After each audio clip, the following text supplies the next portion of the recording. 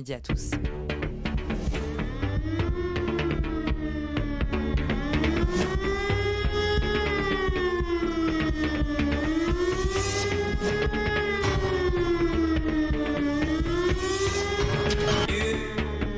Christophe sur France Maghreb 2.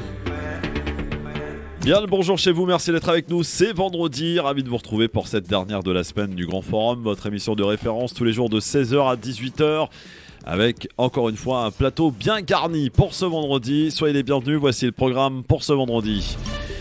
Tout à l'heure, nous nous intéresserons à la France et à son poids à l'international. A-t-elle encore une influence ? Eh bien, on en reparlera, on en débattra dans cette émission, évidemment. Et évidemment, nous sommes dans le dernier jour de la dernière ligne droite des législatives. Et nous avons deux candidats aujourd'hui. Tout à l'heure, Sabrina Sebaï, chroniqueuse également dans le LGF, mais candidate au nom de la NUPES, doit-on dire, du côté de Nanterre et de Suresnes. On est dans le 9-2. Je dis pas de bêtises, hein. Oui.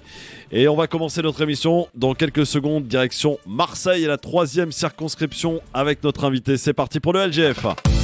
Bienvenue dans le Grand Forum, présenté par Christophe Fro. Le Grand Forum.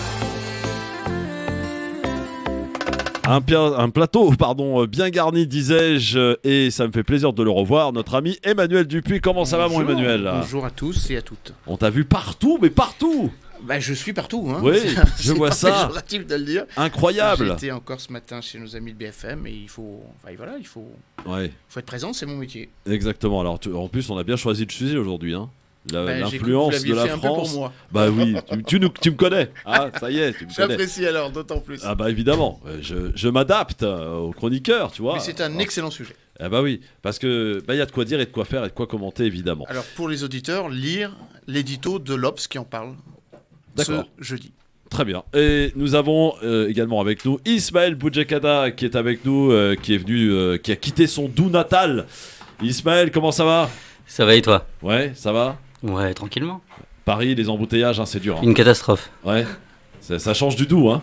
Ah, ça c'est clair. Ouais, non, ici, 10 km en 1 heure, franchement, je ne sais pas ce que fait Madame Hidalgo, mais faut qu'elle change tout ça. Ah bah, c'est à cause d'elle. Justement. Peut-être.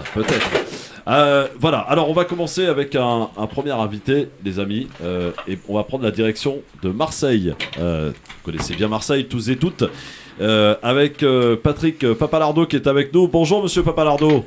Bonjour. Bonjour et bienvenue sur France Maghreb 2. Vous êtes candidat pour les Républicains du côté de la 3e circonscription des Bouches-du-Rhône, Marseille.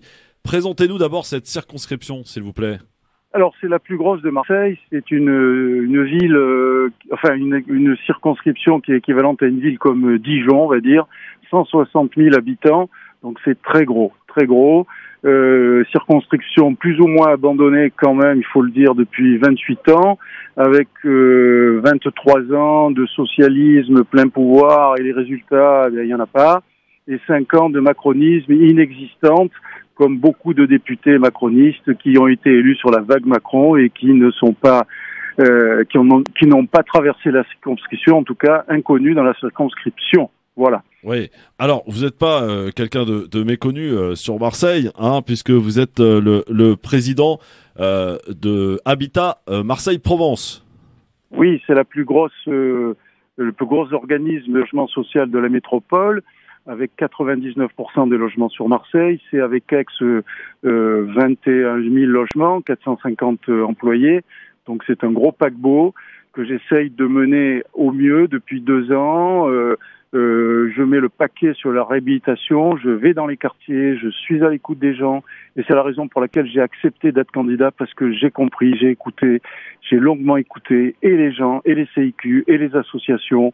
Et bon, j'y suis. Vous savez, quand je prends un dossier, je vais jusqu'au bout. Je n'aurai pas la baguette magique, bien entendu, mais j'irai jusqu'au bout, même si je n'ai pas les résultats que tout le monde espère. Mais je vais me battre. Voilà, c'est le combat permanent. Alors, Monsieur Papalardo, comment vous concevez votre poste de député si toutefois vous êtes élu le 19 juin ? Quelle sera la première mesure ou le projet de loi que vous souhaiteriez Alors, le apporter à projet l'Assemblée de nationale ? loi, c'est déjà d'appliquer les lois qui ont été votées notamment sur l'habitat indigne, et qui sont pas mises en pratique. Ensuite, moi, ce que je veux, c'est être à l'écoute, je vous le disais, des habitants, des CIQ et des associations. C'est de là que sort le projet. Le rôle d'un député, c'est d'écouter et c'est de porter les doléances à Paris. Voilà, c'est ça. Faire des promesses comme ça a été fait depuis notamment au municipal, je pense qu'il faut respecter les gens. Et alors, si vous voulez, ici, j'ai 3 extrémistes. J'ai Le Pen, le représentant de Le Pen, le représentant de Zemmour et le représentant, 3 extrémistes de Mélenchon. Parce que Mélenchon, c'est quand même la gauche radicale, il faut le rappeler. Et on ne peut pas proposer aux gens des choses qui ne sont pas applicables. D'abord parce que M. Mélenchon ne sera pas Premier ministre, quoi qu'il dise, il n'aura pas la majorité, mais surtout M. Emmanuel Macron a réglé le problème en disant qu'il ne le voulait pas. Alors c'est facile de proposer un SMIC à 1 500 €, une retraite à 60 ans, revenir aux 30 heures, tout ça, mais si ça avait été possible, mais pourquoi même M. Macron, avec qui je ne suis pas en accord, ne l'aurait-il pas fait? Pourquoi ses prédécesseurs ne l'auraient-ils pas fait? Pourquoi Expliquez-moi pourquoi. Alors, je vous expliquerai pas moi pourquoi. Par contre, ce qui m'étonne un petit peu, c'est de comparer Marine Le Pen, Zemmour et Mélenchon. Ça me paraît quand même un peu fort, non, quand même. Non, moi ça me paraît pas fort parce que ce sont 3 extrémistes, c'est tout. Il faut remettre Mélenchon dans son contexte. C'est quand même l'extrême gauche, même s'il s'est associé avec des socialistes qui sont pas du même cru. C'est pour ça que ça ne marchera pas. C'est l'association, on l'a dit, redit, de la carpe et du lapin. Ça ne marchera pas. Là-dedans, vous avez de tout. Mais ce qui en ressort, c'est quand même la gauche radicale. Moi ici, j'ai un candidat ici qui s'affirme de gauche radicale. Donc pour moi, la gauche radicale, c'est quand même l'extrême gauche. Voilà. Alors prouvez-moi le contraire. C'est quelqu'un qui vient du Parti communiste, c'est quelqu'un qui est allé très très à gauche.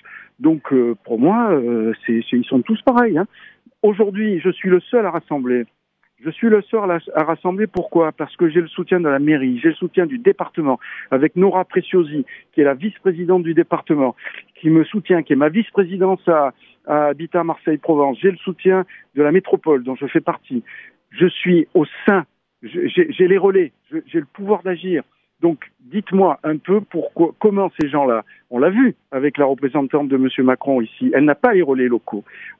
Si par malheur le représentant de M. Mélenchon était élu, il n'aura pas les relais. Et si par malheur un extrémisme autre, c'est-à-dire de droite, on les a vus ici, ils ont eu la mairie de secteur, ils n'ont pas les relais. Donc franchement, pour la population... Monsieur Papalardo, oui. Pardon, mais de vous poser la question comme ça aussi brutalement, mais est-ce que le score de Valérie Pécresse n'est pas aussi quelque part un handicap? C'est la tarte à la crème qu'on nous ressort toutes les 5 minutes. Valérie Pécresse, que je connais, c'est une femme brillante. Elle gère la plus grande région d'Europe et très très bien elle a redressé. Ça n'a pas été une bonne communicante. C'est un mauvais casting. Voilà. Elle n'a pas porté le projet qu'il fallait. D'abord, vous le savez que les primaires, ça tue un parti. Regardez ce qui s'est passé avec M. Macron, il n'y a pas eu de primaire, avec M. Mélenchon, il n'y a pas eu de primaire, et tout va bien. Voilà, les primaires, à chaque fois, c'est la catastrophe, même chez les socialistes, quand ils l'ont eu la dernière fois. Donc, à partir de là, vous avez la réponse. Voilà. Alors, Monsieur Papalardo, une question qui va vous être posée par mes débatteurs, mes chroniqueurs ici présents. Tarek Mamik qui nous a rejoint. Bonjour Tarek. Bonjour cher Christophe, bonjour à tous. Alors, Tarek, on va commencer par vous. Question pour Monsieur Papalardo qui est candidat, je le rappelle, dans la 3e circonscription qui, pour vous définir un petit peu, c'est la circonscription qui était tenue par un certain Stéphane Ravier, si je dis pas de bêtises. Non, Stéphane Ravier n'a jamais eu la circonscription. Il est sénateur, il a toujours échoué aux législatives. Il a gagné la mairie de secteur. Pardonnez-moi, vous avez raison. Voilà. C'était la mairie de secteur dans votre circonscription. Et Monsieur Ravier n'a jamais été élu député, il a été élu sénateur. Il a été élu maire aussi, il était maire. Ouais. Il a été maire d'arrondissement. Oui, et maire d'arrondissement. Alors, cher monsieur, moi j'ai, une question en deux. Est-ce que ce qui ne tue pas la politique et les campagnes électorales en France, c'est le fait que chaque candidat, quand il se présente, au lieu de vendre son poisson, comme on dit à Marseille, et il attaque le poisson pourri de l'autre. Ce Non, qui fait. Non, mais excusez-moi, c'est une question. Après, vous aurez tout le temps de trucs parce que j'arrive, je prends l'émission. Vous parlez de Monsieur Jean-Luc Mélenchon, qu'on aime ou qu'on n'aime pas, à longueur donc de parole. Tant et si bien que si vous avez droit à 4 minutes ou 5 minutes sur France Maghreb 2, que vous en consommez 3 pour Monsieur Mélenchon, il ne vous reste que 2 pour vendre votre propre programme. Est-ce que c'est pas ça qui aujourd'hui fait fuir beaucoup de gens? C'est la question que je pose et je me tais. Vous me parlez d'un programme national ou d'un programme local? Il y a 500. Alors moi, je vais vous expliquer quelque chose là, comme journaliste. Vous avez 577 élections dans la législative et nous, on vous parle de la vôtre. Oui, ben, je réponds. Moi, aujourd'hui, je me présente. D'abord, je vais vous dire, je suis issu de la société civile. Je ne suis pas un homme politique. Je ne suis pas du sérail politique. On m'a demandé de me présenter. J'ai d'abord dit non. Puis, j'ai dit oui parce que j'avais une possibilité. Bon, aujourd'hui, avec l'élection, vous l'avez dit, l'échec des Républicains, ça met tous les candidats républicains un peu dans la difficulté. Mais c'est pas grave. Les élections législatives sont différentes des élections présidentielles. Moi, je me bats. Pourquoi? Parce que aujourd'hui, si vous voulez, je voudrais d'abord mon centre, c'est quand même le logement, puisque je suis président d'HMP, d'un organisme social important. Le logement, c'est lié au pouvoir d'achat, c'est lié à l'insécurité, c'est lié au transport. Tout ça est lié. Mon combat, il est là, cher monsieur. Il est là. Alors, ne me demandez pas Si, je peux vous dire, par exemple, pour le transport, je suis en pourparlers avec la RTM pour doubler les bus dans la circonscription, pour avoir des bus plus longs, plus fréquents, plus rapides, à condition que les routes soient aménagées. Le pouvoir d'achat est lié à tout ça, parce que si les gens peuvent avoir des transports en commun adaptés, et parce que c'est un cul-de-sac ici, Château-Gombert, hein, puisque je parle de Château-Gombert, la circonscription est très grande. Bon, je peux rentrer dans le détail, mais bon, en 35 minutes, non, je peux pas vous dire ce que je peux faire. Mais surtout, si je suis élu... Pardon ? Alors, je vais insister. Moi, ma question, c'était pas, justement, et je vous remercie parce que vous parlez de votre programme, ma question, est-ce que ce que tue la politique n'est pas le fait d'attaquer les autres et pas de parler de soi? Mais je n'attaque pas les autres. Je vous dis simplement que je suis le seul à pouvoir rassembler. Pourquoi? Parce que je suis issu de la majorité ici du 13-14. J'ai le soutien de la mairie, j'ai le soutien du département, je vous l'ai dit, de la métropole et de la région. Et donc, lorsqu'on a les relais, on peut agir. Voilà. Alors, passons à une autre question. Si toutefois le candidat de M. Mélenchon est élu, je respecte le sort des urnes, il n'y a rien à dire. Mais quel pouvoir pourra-t-il avoir, sachant qu'il n'a aucun contact ni avec la mairie de secteur, j'entends, ni avec la région, ni avec le département, ni avec la métropole. Enfin, un contact de majorité, j'entends. Hein. Voilà. Alors, Emmanuel Dupuis, question pour Monsieur Patrick Papalardo, qui est candidat dans la 3e circonscription de Marseille. Alors moi, je me détacherai de mon appartenance politique. J'espère que j'espère que l'ensemble des personnes sur cette table ne sont pas là ès-qualité, parce que c'est évidemment fausser un petit peu le jeu. En tout cas, moi, pour faire simple, pour que notre invité le comprenne. Non, mais que moi, je suis au courant de qui est autour de la table. Voilà. Que les choses soient clairement dites. Mais vous n'êtes pas là. Excusez-moi. Politique. Je termine. Moi, je suis journaliste. Moi, je suis un journaliste non encarté. Voilà. Comme ça, il sait à qui il a que les choses soient claires. On est tous là, on a tous des appartenances politiques, mais moi, je me détache de cette appartenance politique pour poser une question, encore une fois, d'expert. Vous avez raison. Vous avez raison. Tout simplement d'analyste. Monsieur... Pas vous. Allez-y, vas-y, Emmanuel, ta question. Il y a quelque chose qui va? Non. Question, Emmanuel. Vous allez appartenir, si vous êtes élu, le 20 juin prochain, à une minorité, puisque le groupe des Républicains et des centristes, je vous précise que j'appartiens au groupe centriste, sera évidemment minoré dans sa représentation politique. On parle de 35 à 50 députés. Ma question est très simple. Vous avez en face de vous une candidate, Alexandra Louis, qui appartient à un parti qui s'appelle Agir, qui appartient donc à la majorité présidentielle. Au cas où la majorité présidentielle n'aurait pas la majorité absolue, la question sera posée au groupe républicain. Je ne sais pas. Juste, je vous pose la question et après vous aurez tout le loisir d'y répondre. Le groupe majoritaire demandera spécifiquement au groupe minoritaire de voter pour lui ou non pour qu'il ait une majorité absolue. Est-ce que vous voterez en faveur de la majorité présidentielle ? Ça dépendra des propositions de loi, bien entendu. J'irai dans le sens qui ira dans le sens de l'intérêt général, bien entendu. Si ça ne va pas dans le sens de l'intérêt général, je n'irai pas. Il y a des lois que je vais voter, mais il y a des lois que je ne voterai pas. Très bien. Mais a priori, je peux pas vous répondre là. Tout dépend des propositions de loi. Ismaël Boujakada. Oui, bonjour monsieur. Alors moi, j'entends la remarque qui est faite et qui est tout à fait légitime du fait qu'il faille justement se détacher de nos étiquettes politiques, et je l'entends. Simplement, Oui, moi, moi ma aussi, question, je elle va être orientée par rapport à mon idéologie politique, parce que ça fait partie de mes valeurs, et que votre discours, excusez-moi de vous le dire aussi franchement, me scandalise. Pourquoi ? J'ai l'impression, monsieur, que vous êtes dans une espèce de campagne de témoignage. Donc moi, je vais vous poser deux questions. La première, vous nous dites que vous comptez, au niveau local à Marseille, faire en sorte que les gens ont accès à un logement digne. J'entends et c'est tout à fait honorable. Sauf que, au-delà du fait que ça dépasse quelque part les attributions propres du parlementaire, moi, ce qui me surprend, c'est que beaucoup d'élus les Républicains, notamment ici en Ile-de-France, dans le 92, préfèrent payer des amendes, monsieur, que de donner du logement digne, des logements à loyer modéré. Non, c'est votre famille politique. Des logements à loyer modéré. Donc, simplement, moi, ce que je demande, c'est, concernant la question du logement, qu'est-ce que vous pourrez faire concrètement pour que la loi soit appliquée ? Et deuxièmement, puisque je rappelle que c'est quand même M. Godin, notamment à Marseille, qui gérait la commune. Donc votre famille politique. Et deuxième question, j'en aurais fini là-dessus. Scandalisé est un peu fort quand même. Ah non, mais laissez-moi finir juste ma question, ça va être très court. Alors il nous reste 2 minutes. Question Ismaël, vas-y. Alors le deuxième point, est-ce que vous connaissez, monsieur, le fonctionnement des institutions de la Ve République, puisque vous savez pertinemment que même si Macron ne veut pas de Jean-Luc Mélenchon Premier ministre, vous connaissez le fonctionnement de l'Assemblée nationale et du fait qu'elle peut effectivement imposer un Premier ministre à l'exécutif en cas de majorité. Donc je trouve que, est-ce que vous avez finalement l'impression d'être totalement honnête lorsque vous cherchez à faire croire à vos électeurs qu'en cas de majorité Nouvelle Union Populaire, ils n'auront pas Jean-Luc Mélenchon Premier ministre ? Bon, alors là, j'ai deux réponses. Oui, et vous avez 1 minute. Je vais prendre la dernière en premier. C'est pas moi qui le dis, c'est M. Macron. Il ne veut pas de M. Mélenchon. C'est vrai qu'il l'a dit. Moi, je fais pas partie du camp de M. Macron, donc j'ai toute tendance à penser que quand il dit ça, c'est qu'il va le faire. Bon, alors, ça, pour le logement. Première réponse. Deuxième réponse.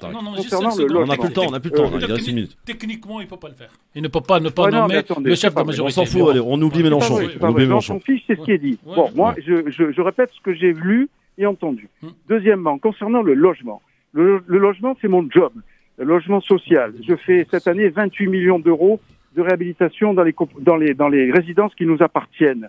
Pourquoi ? Parce qu'on a on a des résidences qui ont 50 ans d'âge. On hérite le système de fer ou des tours, etc. Ou avec toutes les difficultés que vous connaissez et dont les gens souffrent. Et je me bats pour ces gens-là parce qu'il n'y a pas de raison. Je me bats aussi pour les gens de Château-Gombert qui sont peut-être plus aisés, mais je me bats surtout pour les gens du quartier. Les quartiers, ils doivent pouvoir faire descendre leurs enfants en bas dans la rue pour pouvoir s'amuser sans avoir la peur au ventre. Ces gens-là ont droit à la sécurité et à une vie paisible. Et je me bats pour ça. Alors, le logement, vous parlez des 20% ou des 25%, parfois c'est 20%, parfois c'est passé à 20%. Aujourd'hui, le problème, moi je l'ai à HMP. J'essaye de construire. Le problème, c'est qu'on n'a pas de terrain. On n'a pas de terrain. Alors, on réhabilite. Donnez-nous des terrains et on construira des logements. Monsieur Papalardo, je suis désolé de vous interrompre. On arrive malheureusement au terme de cet entretien. Merci en tout cas et bonne chance pour dimanche. Merci, à très bientôt. Beaucoup. Je rappelle, vous êtes candidat dans la 3e circonscription de Marseille dans un instant. C'est une candidate NUPS qui n'est pas extrémiste. Elle s'appelle Sabrina Sebaï. À tout de suite. Le LGF sur France Maghreb 2 avec Emmanuel Dupuis qui est avec nous, président de l'IPS, faut-il le rappeler quand même. L'IPS, Emmanuel, qui est l'Institut Prospective et Sécurité en Europe. Absolument. Tarek Mami, journaliste, et Ismaël Boujakada. Ismaël, on le présente comment d'ailleurs ? Élu local à Grand Charmont, toujours. À Grand Charmont. Qui connaît Grand Charmont ? Personne. Voilà. Ségolène Royal. Je suis même pas sûr. Ségolène Royal ? C'est quoi le rapport avec Ségolène Royal ? Grand Charmont ? Ah, parce que tu as oublié son livre. Qui connaît monsieur... d'accord, comment il s'appelait, lui, très bien. Monsieur, je sais pas quoi, là, qui était au Parti Socialiste, qui l'avait critiqué. C'est lui qui est devenu ministre de l'Identité Pierre Moscovici nationale. Non, le ministre de l'Identité nationale, avec Sarkozy. Hortefeux. Non, le ministre de l'Identité qui était socialiste et qui est parti, c'est Sarko. Voilà, putain, son nom s'est effacé de l'histoire. Le socialiste qui a soutenu Sarkozy et qui est devenu ministre de l'Identité nationale. Éric Besson. Besson. Besson, merci. Elle a écrit Merci, même un Emmanuel. livre qui connaît Besson. Donc, qui connaît votre ville. Eh bien, nous accueillons une candidate que nous connaissons bien ici. Elle est chez elle. C'est Sabrina Sebahi, chroniqueuse, mais c'est pas en tant que chroniqueuse, mais en tant que candidate pour la NUPES. Première question, Sabrina, est-ce que vous êtes une extrémiste ? Ah bah non, je ne pense pas, mais j'ai entendu le candidat précédent effectivement qui parlait de nous en disant qu'on était des extrémistes. Bah sûrement qu'on est un peu trop à gauche, un peu trop écologiste, un peu trop tout pour les gens qui sont à droite, voire maintenant bientôt droite extrême, extrême droite aussi, on différencie plus trop. Comment on qualifie cette campagne, Sabrina, sur le terrain, du côté de Nanterre et de Suresnes, puisque c'est donc ces deux villes en particulier qui concernent ta circonscription ? Bah, nous, c'est une super campagne, hein, franchement. C'est une campagne très dynamique. On a un super accueil quand on va voir les habitants. Il y a de réelles problématiques auxquelles il faut répondre. Et je pense que tout l'enjeu de cette élection sera justement d'avoir le maximum de députés de la NUPES pour porter les 650 propositions qu'on a dans le programme, pour réparer tout ce qu'a cassé Macron avec ses députés pendant 5 ans et améliorer le quotidien des Français et des Françaises, en particulier en banlieue, en Ile-de-France, parce qu'on a énormément souffert. Quelle sera ta première mesure ou ton premier projet de loi que tu souhaiterais faire apporter à l'Assemblée nationale si tu es élu le 19 juin ? Il y en a plusieurs, mais je pense que l'un des premiers, c'est vraiment la question de l'hôpital public. Je crois que la crise sanitaire, elle a laissé tout le monde sur le carreau et on voit bien aujourd'hui, il y a plus d'une centaine de services qui sont fermés aujourd'hui, qui n'accueillent plus du public, faute de moyens humains et matériels. Donc la première réforme, c'est refaire en sorte que l'hôpital public soit ce qu'il était, qu'il puisse accueillir les patients dans de bonnes conditions, une bonne rémunération des médecins, des infirmières, des aides-soignantes et de tout ce personnel. Et puis après, il y a plein d'autres mesures que je pourrais partager avec vous, notamment la question des Chibani que j'ai rencontrés à Nanterre et qui sont encore aujourd'hui dans de très très grandes difficultés puisqu'il y a des retards considérables à la préfecture des Hauts-de-Seine, ce qui fait qu'on a beaucoup de personnes dont les APL ont été coupées alors juste parce qu'on n'a pas renouvelé leur titre de séjour et qui se retrouvent en grande précarité aujourd'hui. Alors Sabrina, dans ta circonscription, il y a deux villes, disais-je, où ça a bien voté Mélenchon pour Nanterre, par contre ça a voté Macron à Suresnes. Oui, alors ça a voté très très fort à gauche à Nanterre. Et contrairement à ce qu'on s'attendait, en fait, Suresnes, ça a plutôt voté à gauche quand même, puisque la gauche, elle fait plus de 30%, dans une ville qui habituellement, effectivement, est à droite. Donc, c'est une circonscription qui fait partie de celles qui sont à bascule et qu'il faut absolument aller récupérer, justement. Et moi, ce que je peux vous dire, c'est que je suis certaine qu'on va gagner, donc tout va bien. Oui, justement, la NUPES, là, on parle beaucoup, d'ailleurs, on voit beaucoup d'attaques. Je suis très étonné, en même temps pas étonné. Les affiches de campagne de Renaissance, c'était pas pour annoncer le programme, mais avec une photo de Mélenchon avec ce slogan NUP, nous ne sommes pas dupes.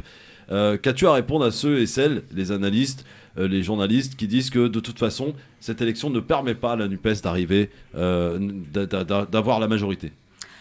Déjà, moi, j'aurais envie de leur dire que ce qui serait bien, c'est qu'on parle de cette élection, parce que la Macronie a fait le pari, en fait, de faire disparaître cette campagne en misant sur l'abstention des quartiers populaires, en se disant que comme ça, ils seraient tranquilles et qu'ils garderaient une majorité. Donc, ce qui serait bien, c'est qu'on parle réellement de la campagne et qu'il y ait une campagne. Ça a été la même chose pendant la présidentielle où Emmanuel Macron avait refusé de se prêter au jeu de la campagne. Ça, c'est la première chose. Et ensuite, en fait, il faut être un peu honnête. Et si, finalement, on n'est pas en capacité d'avoir une majorité, si on n'est pas en capacité d'avoir beaucoup de députés, pourquoi est-ce que tout le monde stresse totalement du côté de la Macronie, du côté de la droite et de l'extrême droite? Tout le monde est en panique.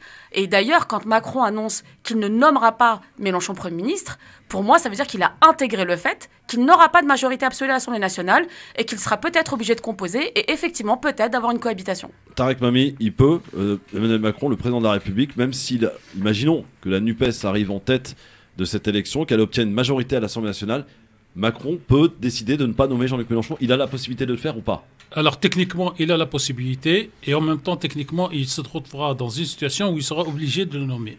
C'est trop long à expliquer en droit constitutionnel pour les auditeurs, mais en 2 mots. Il aurait fallu que tous les partis fusionnent derrière M. Mélenchon pour que quand il gagne, il y ait un seul parti. Deuxième point, il faudrait que quand la NUPES obtienne les 289 voix et plus, constitue un seul groupe politique identifié comme tel, dans lequel il y a des sous-groupes pour que ça marche. Et là, effectivement, si M. Macron nomme Tarek Mami Premier ministre, M. Tarek Mami va se présenter à l'Assemblée, sauf que les 289 députés de la NUPES va donc mettre en place une motion de censure et le faire tomber. Après, c'est Emmanuel qui passera, c'est la même chose. Après, c'est M. Christophe Fro, c'est la même chose. Ouais, c'est moi tranquille. Et donc, définitivement, il peut, avec quelques nuances juridiques de droit constitutionnel. D'accord. Mais techniquement, on est d'accord que ça paraît un peu compliqué pour que la NUPES arrive et obtienne la majorité. Alors ça, c'est autre chose. Oui, Ça, c'est la deuxième partie du débat. Moi, je ne pense pas que la NUPES, au vu du mode scrutin et de l'organisation de ce pays, puisse avoir la majorité absolue de 289. Mais par contre, elle pourrait bousculer la majorité absolue de M. Macron. Et il y aurait donc un groupe fort et un groupe moins fort. Et il y aura une espèce de cohabitation, non pas dans le gouvernement, mais dans l'Assemblée nationale. Sabrina Sebahi, on a eu les résultats des Français de l'étranger. Et sur les 11 circonscriptions, 10, le match, le duel, c'est Renaissance face à la NUPES. Oui. Donc le match est lancé. Le match est lancé et je pense qu'au niveau national, on aura à peu près la même chose puisqu'on dit qu'on sera déjà présent dans plus de 400 circonscriptions au deuxième tour. Donc le match, effectivement, il se jouera entre nous et la majorité, peut-être qu'on devra bientôt appeler la minorité présidentielle. Et donc c'est bien tout l'enjeu de cette élection. Moi, ce que je dis vraiment aujourd'hui, le message qu'on fait passer, c'est je comprends la déception de plein de citoyens qui ont voté à la présidentielle de ne pas avoir vu un deuxième tour qui opposait un candidat de gauche à la présidentielle face à Emmanuel Macron. Mais je leur dis que justement, cette élection législative, c'est une chance de pouvoir rejouer le match et donc d'obtenir une cohabitation forcée, de bloquer le projet d'Emmanuel Macron, parce que pour rappel quand même, c'est l'un des présidents le plus mal élu de la Ve République et surtout les gens n'ont pas voté pour lui, ils ont voté contre Marine Le Pen et ça c'est important de le rappeler. Alors Sabrina, il y a eu des critiques te concernant, j'en fais part ici, parce que je t'épargne pas non plus, hein.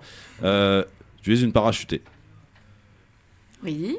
Non mais c'est parti des choses qui sont arrivées. Sabrina, qu'as-tu à répondre à ceux qui, évidemment, t'ont attaqué là-dessus, donc comme quoi tu n'étais pas de cette circonscription, que tu es une parachutée. Est-ce que pour autant tu vas travailler avec les habitants de cette circonscription si tu es élu demain à l'Assemblée nationale? Peut-être préciser pourquoi vous n'avez pas été retenu sur le terrain où vous avez toujours milité, où vous êtes connu. Alors déjà, peut-être je vais commencer par ça. J'ai pas été investie là où j'habite, effectivement, parce que là où je suis, c'était une députée sortante de la France Insoumise, Mathilde Panot, qui est candidate et qui a obtenu l'investiture, ce qui est normal quand on est sortante. Oui. Donc effectivement, aujourd'hui, je suis candidate sur Nanterre-sur-Aisne. Ceux qui m'attaquent, en tout cas celle qui m'attaque le plus, c'est la députée sortante centriste.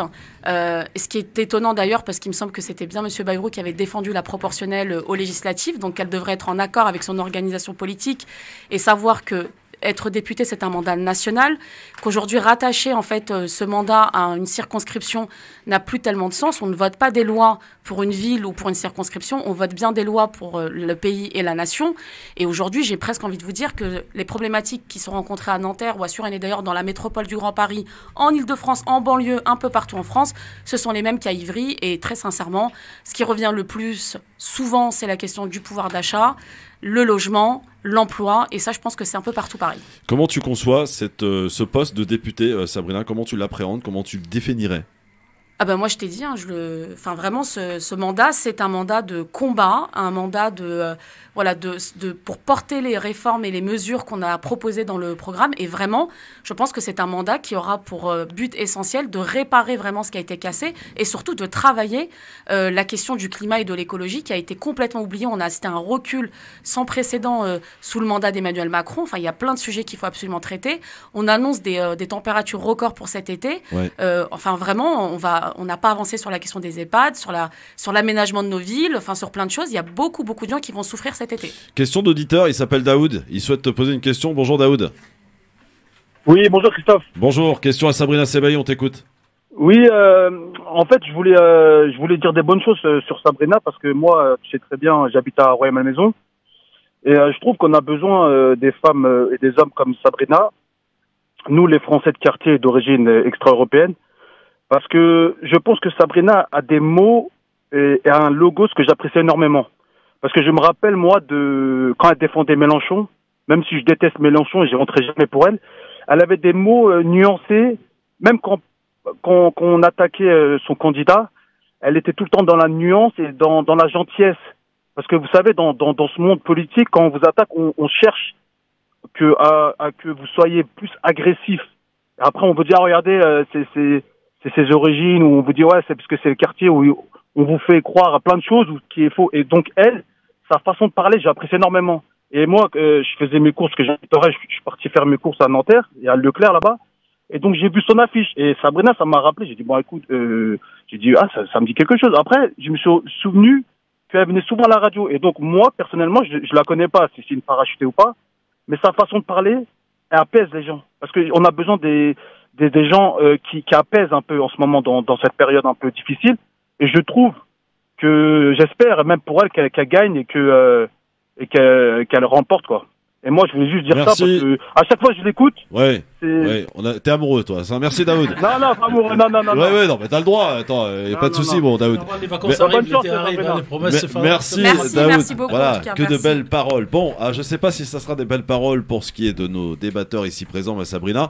En tout cas, dans un instant, ils pourront te poser leurs questions. Emmanuel Dupuis, Ismaël Boudjekada, Tarek Mami. Notre Farid Tamsamani, il est pas là encore? Si, je l'ai pas vu. Ouais, il est discret. Salut mon là. Farid. Question de discret. Farid Tamsamani, tu auras le droit à la question de Farid Tamsamani. Mais il t'aime beaucoup Farid, je sais. À tout de suite.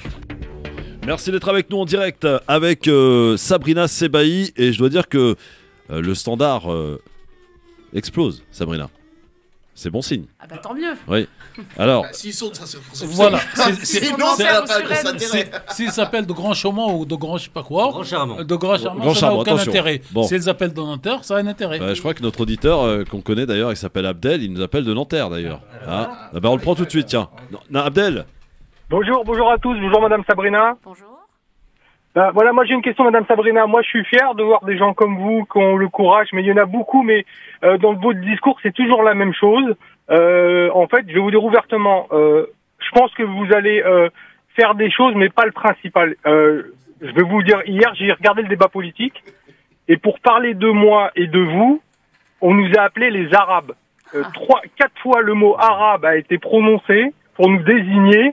Alors ils ont dit noir et arabe. À aucun moment, ils ont parlé de français. Donc j'ai regardé la définition du mot arabe sur Internet, et le dictionnaire, arabe veut dire les personnes qui vivent au Moyen-Orient.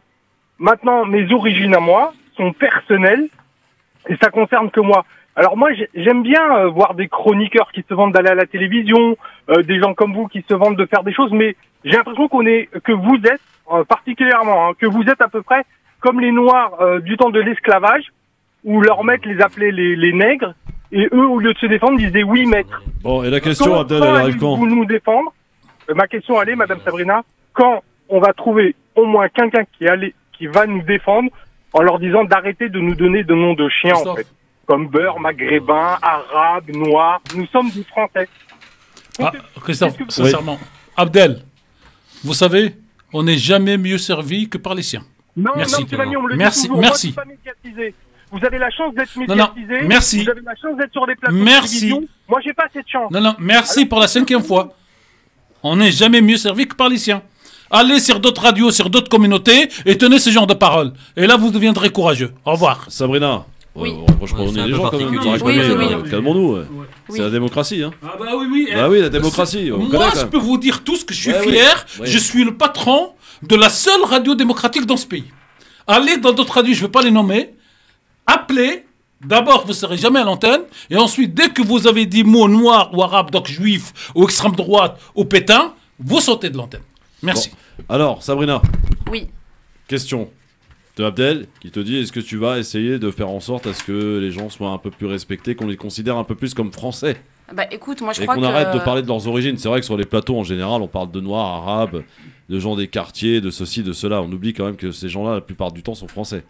Bah, moi, je pense que ça fait partie effectivement des choses qui manquent aujourd'hui. D'ailleurs, y compris quand on voit les investitures qui ont été faites, il y a eu énormément de déceptions parce qu'on a parachuté des cadres, parce qu'on a parachuté justement des cadres nationaux dans des territoires qui étaient très populaires et dont les candidats ne correspondent pas forcément en fait à la réalité du terrain. Mais en vrai, aujourd'hui, si les gens ne s'emparent pas en allant dans les organisations, en allant dans les partis, en prenant leur place pour justement pouvoir défendre des choses, en fait, il ne se passera jamais rien. Moi, personnellement, je me suis engagée très jeune dans le milieu associatif, ensuite en politique. J'ai été élue locale. Aujourd'hui, je me présente sur une élection nationale. Je me suis battue, y compris au sein de mon organisation, pour obtenir mon investiture. J'ai pas claqué des doigts en obtenant mon investiture, bien évidemment. Et on s'est même, à plusieurs, en fait, on s'est mobilisé pour dire qu'il fallait que les bancs de l'Assemblée nationale ressemblent aux bancs de l'école. Et ça, je pense que c'est ça qu'il faut absolument obtenir, et pas se flinguer ou se descendre entre nous. Il faut qu'on tire tous vers le haut, et les premiers qui arrivent, ils ouvrent la porte pour les suivants, c'est tout. Tiens, question de Farid Tabsamani pour Sabrina Sebaï. Oui, moi j'ai une question peut-être un peu plus terre à terre.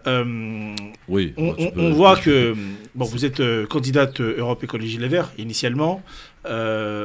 L'écologie, qui est un mot aujourd'hui très à la mode, que tout le monde utilise, on s'aperçoit sur le terrain que l'écologie, ça ne concerne malheureusement très peu les quartiers populaires. Pour différentes raisons, l'écologie, ça a un coût, et que très souvent, socialement, les gens issus des quartiers populaires ne peuvent pas se permettre justement d'aborder l'écologie comme on voudrait l'entendre, ou en tout cas comme certains voudraient nous le vendre ici ou là. Moi, ma question, c'est comment vous, de manière concrète, est-ce qu'il y a une mesure, ou peut-être deux, vous pourrez porter pour que justement l'écologie puisse être véritablement quelque chose de populaire, et notamment pour nos quartiers ? Alors, en fait, il y a plusieurs choses. C'est absolument vrai. C'est-à-dire que souvent, quand on pense à l'écologie, on pense à une classe plutôt aisée, finalement, qui peut se permettre l'écologie. Il y a plusieurs leviers. Il y a la question de l'alimentation. C'est comment est-ce qu'on met en place le fait qu'on ait une alimentation saine, bio, court-circuit, etc. Et donc, il y a une des mesures qui est la cantine gratuite pour que les enfants puissent avoir une alimentation saine et de qualité. Il y a la question de la rénovation des logements, parce que quand on parle transition écologique, c'est aussi comment est-ce qu'on rénove, on réhabilite les logements, parce que souvent, on parle de factures énergétiques très élevées, mais en réalité, dans les quartiers populaires, les gens ne se chauffent pas l'hiver, ce qui fait qu'en plus, il y a des maladies, etc. Donc, on rénove les logements, on fait baisser la facture énergétique. Ça aussi, c'est une mesure écologique, ça fait du bien à la planète et ça fait du bien pour les gens qui sont dans leur logement. Donc voilà, il y a plusieurs mesures, il y a plusieurs leviers. Puis moi, je dirais que l'une des principales, j'ai évoqué l'alimentation et la santé, c'est la question des pesticides. C'est interdiction des pesticides, parce qu'aujourd'hui, oui, en fait, quand on consomme des aliments qui sont contaminés par des pesticides, ça a des impacts sur notre santé. Et souvent, on achète les produits les moins chers, mais ceux qui sont les plus bourrés, en fait, d'additifs et de pesticides, et ça a des conséquences extrêmement graves sur notre santé. Tu as raison. Ismaël, question. Oui, moi ce sera assez court.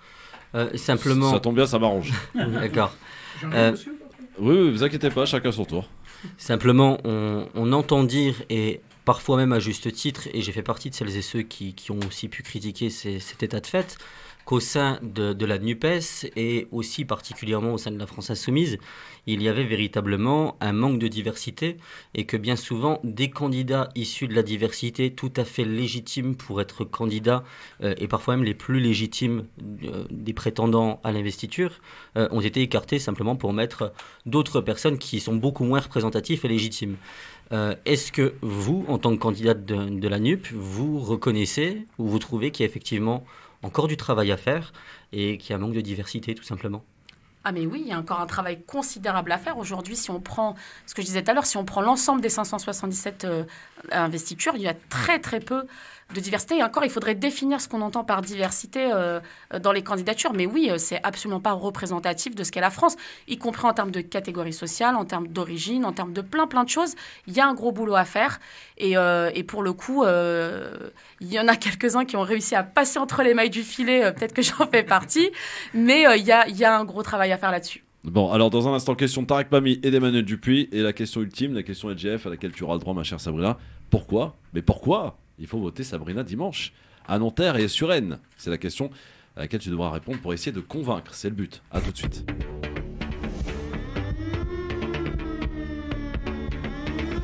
Merci d'être avec nous en direct dans le LGF avec Sabrina Sebaï qui est avec nous, candidate à Nanterre et sur Rennes pour les législatives de ce dimanche. Alors, question d'Emmanuel Dupuis, tiens. Alors, moi j'ai une question un peu dure à poser à Sabrina. Elle fait partie d'une coalition dans laquelle il y a beaucoup de dissensions sur la question énergétique. Or, elle l'a rappelé, les enjeux sont nationaux, même si l'impact est local par rapport aux circonscriptions. Mon tropisme m'incite même à dire que les enjeux sont internationaux par rapport à la crise qui va fortement impacter sur le pouvoir d'achat des Français et bien évidemment le prix à la hausse des combustibles. Or, une façon donc de passer l'hiver au chaud et d'avoir une assurance d'avoir non seulement une énergie indépendante, une énergie sûre, en tout cas qui ne soit pas dépendant de Moscou, c'est le nucléaire. 77% de notre parc nucléaire, de notre parc électrique en France est nucléaire. Ah mais c'est une réalité. Alors on n'a pas fait les choix de l'Allemagne qui en 2012 a décidé de le rompre. Et d'autant plus que si nous nous séparons des 95% de pétrole à la fin de l'année, il n'y a pas beaucoup d'alternatives. Si, il y a le charbon. Alors vous me direz si vous préférez le charbon, si vous préférez le nucléaire, ou si vous préférez qu'on ne se chauffe pas l'hiver prochain. Ma première question. Ou le gaz de schiste américain. Ou le gaz de schiste américain, oui. Vous me direz si vous préférez le gaz ou le pétrole de schiste américain. Ça, c'est ma première question. Ma deuxième question a été décidée par le Parlement européen il y a quelques jours. Enfin, la fin des véhicules thermiques à l'horizon 2035. Oui. Et là, de nouveau, problème. En 2030, nous ne serons plus indépendants, puisque la plupart du lithium que nous consommons vient des pays européens, enfin de l'espace européen. Là, pour le coup, nous serons dépendants de pays qui produisent les matières donc, qui constituent le combustible, enfin les batteries de nos voitures électriques. Donc ma question est simple, est-ce que l'on n'a pas là deux antagonismes qui me semble peut-être une des contradictions, en tout cas pas de votre parti, mais de votre parti et d'autres partis qui constituent la NUPES, donc la nouvelle Union populaire écologique et sociale. C'est vrai qu'on évoque souvent la nouvelle Union populaire en minorant un petit peu le côté écologique et social. Voilà ma question. Ok, alors 2 questions du coup. Comme ça a été rappelé, donc c'est une coalition et en fait il y a eu un travail au moment où on a travaillé cette coalition donc sur le programme et les propositions qui sont portées. La sortie du nucléaire en fait partie. Et ça a été porté pendant la présidentielle par plusieurs candidats. Il y en a un qui n'était pas favorable à la sortie du nucléaire, c'était le Parti communiste notamment. Mais en tout cas, il y a eu un travail de rapprochement des idées là-dessus. Et je crois que l'objectif est clairement affiché dans les propositions. C'est-à-dire qu'on parle de transition justement pour sortir du nucléaire en proposant le fait de sortir progressivement, donc en diminuant notre consommation énergétique avec un plan massif de rénovation des bâtiments, en développant les énergies renouvelables et en sortant progressivement du nucléaire. Donc ça, je pense que c'est assez clair dans le projet. On est globalement tous d'accord là-dessus. C'est une proposition qui sera portée. Donc sur ça, il n'y a pas tellement de divergence là-dessus aujourd'hui, puisque les principaux, en tout cas, qui portaient cette revendication, la portent toujours sur cette question-là. Après, on peut être en désaccord sur le fait de dire il faut absolument garder le nucléaire. Moi, aujourd'hui, je pense que c'est une erreur stratégique d'avoir un mix énergétique à plus de 70% dépendant du nucléaire, alors que les autres pays ont des mix énergétiques beaucoup plus variés. Parce qu'on le voit bien, quand les réacteurs tombent en panne, eh bien, en fait, ce sont les gens qui payent la facture et la hausse de l'énergie, et on est impacté directement. C'est pas parce qu'on a eu le nucléaire qu'on a été protégé de la hausse des prix. Donc, ça veut bien dire que tout ça, quand même, et c'est pas la solution, c'est pas l'alpha et l'oméga. Il faut diversifier notre énergie, c'est important. Et d'ailleurs, moi, à titre personnel, je n'aimerais pas vivre à côté d'une centrale nucléaire. Et j'entends toujours ceux qui parlent du nucléaire en disant il faut des centrales, mais qui n'habitent jamais à côté. On diversifie avec quoi ? Avec d'autres énergies renouvelables. Eh bien, vous avez l'hydraulique, l'éolien, vous avez le solaire, vous avez, voilà, exactement, en fait, merci, l'hydrogène. Capacité de remplacer les 77% de notre électricité assurée par le nucléaire ? Mais c'est pour ça qu'on parle de transition sur 20-25 ans, justement, pour permettre la sortie du nucléaire. On ne dit pas, on va arriver, on va éteindre les centrales et c'est parti, on se débrouille. C'est pas ce qu'on dit. On dit qu'il faut changer nos modes de consommation, il faut réduire nos consommations d'énergie, développer les énergies renouvelables et fermer les réacteurs un par un, en commençant par les plus dangereux. Et je suis désolée, aujourd'hui, vous parlez du coût de l'énergie. L'EPR, qui nous coûte aujourd'hui 20 milliards alors qu'il était prévu à 3 milliards, c'est un surcoût de 17 milliards. Il n'y a personne aujourd'hui qui est devant une commission d'enquête pour expliquer pourquoi est-ce qu'on a dépensé 17 milliards en plus par un EPR qui n'est toujours pas en fonctionnement. Donc ça aussi, c'est un coût. Et alors, ça sera impacté sur le coût. C'est les Français qui vont payer tout ça. La deuxième question posée par Emmanuel. Et la deuxième question sur la sortie des véhicules, c'est la même chose. En fait, pendant longtemps, on a opposé la question des véhicules thermiques. Il fallait en sortir. Donc, c'est une bonne décision, le fait de dire qu'à partir de 2035, on ne pourra plus construire et vendre des véhicules neufs thermiques. Et donc, oui, il va falloir travailler à développer d'autres manières de recharger nos véhicules, d'autres manières de nous déplacer. Mais ça ne veut pas dire qu'il faut remplacer le tout thermique par un tout électrique. Il y aura forcément une baisse de la voiture. Et c'est bien ça l'objectif. C'est qu'en parallèle, il faut développer les réseaux de transport collectif, les trains du quotidien, les petites gares, etc. C'est ça qui va permettre de retrouver une autonomie, une liberté de déplacement et de ne pas être dépendant de sa voiture et des prix ni de l'électricité, ni du carburant, ou du diesel, ou de l'essence, ou peu importe aujourd'hui avec quoi on remplit sa voiture. Tarek Mami. Alors, moi, ma question, c'est que je connais très bien cette circonscription. J'ai des relations avec plein de gens qui habitent à Nanterre. C'est une circonscription qui est communiste, entre guillemets, depuis la fin des temps. Comment vous avez été reçu, perçu par les pontes locaux, le maire, les différents conseillers? Est-ce qu'ils ont vu en vous donc l'alliance construite avec tous? Ou est-ce qu'ils vous mettent quelques bâtons dans les rues?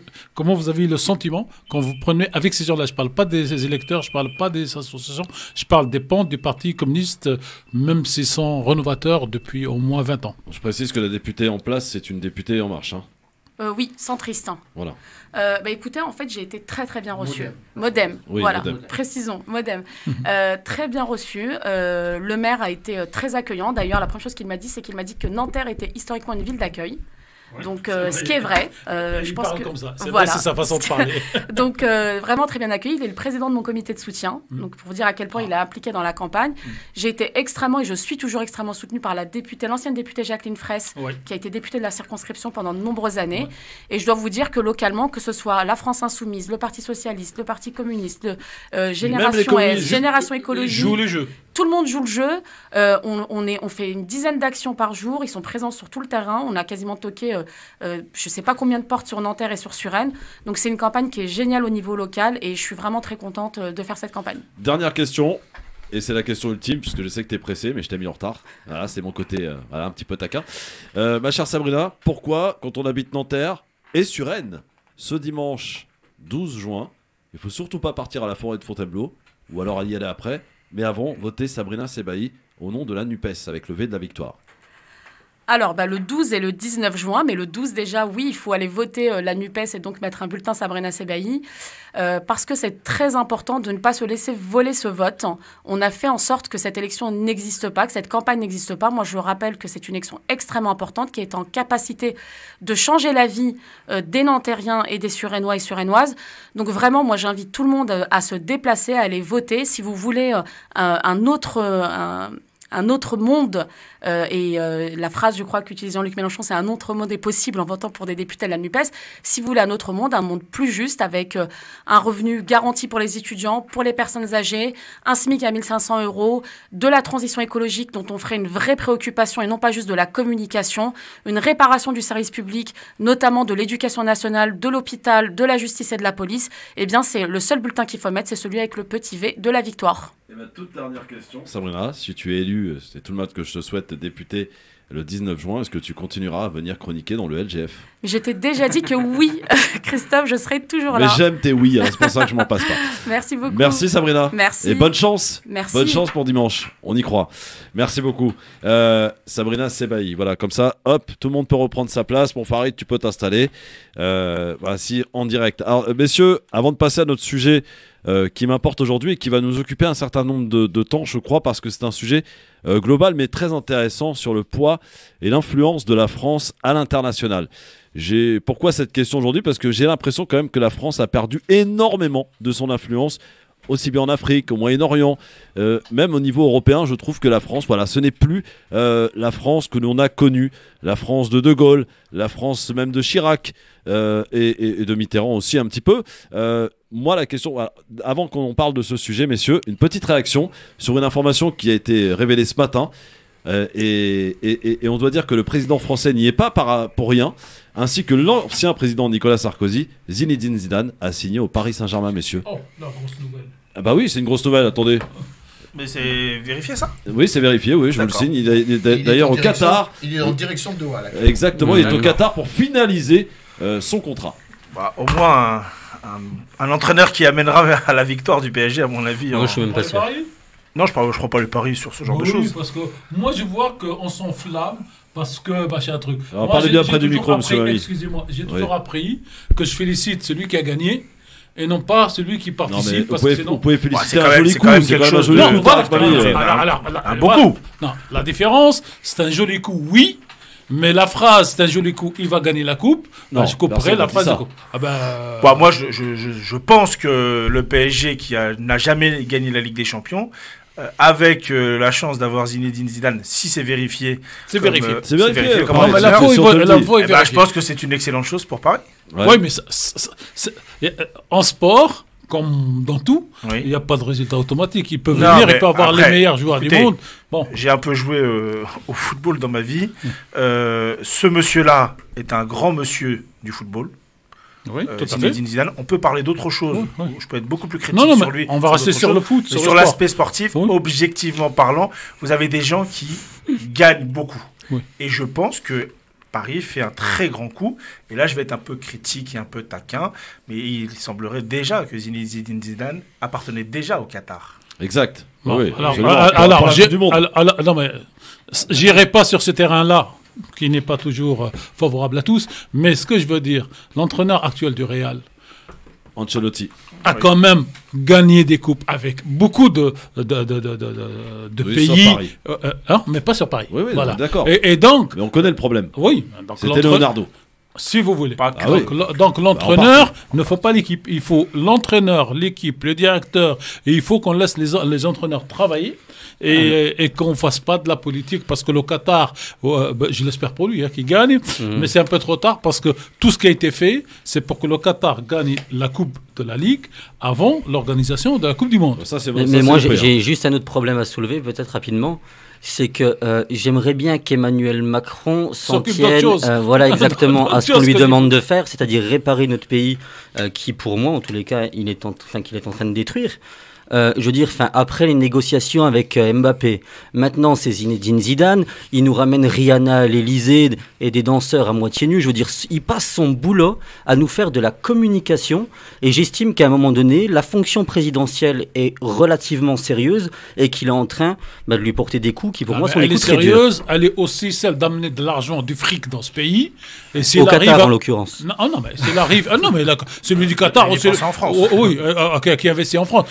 Qatar, et hier, j'allais dire la Russie, et demain, l'Iran, quand ça marche. Je veux dire, le rôle d'un président, c'est aussi. Mais il a un ministre des Sports à la rigueur, ce monsieur. Non, mais on parle pas de sport, on parle de fric. On parle de fric. Peut-être. Et ce qu'il Ah, fait. du coup, est-ce que Nicolas Sarkozy a été confirmé ou pas président du PSG ou pas Non, non, non. Non, non, pareil. Arrête. Ah, d'accord. Arrête tes bêtises. Ah bah c'est bientôt, hein. Attends, non, non, et il attend, avec. il attend que Macron fasse le boulot auprès des Qataris pour que Je ça se pense fasse. qu'il n'a pas besoin de Macron pour ça.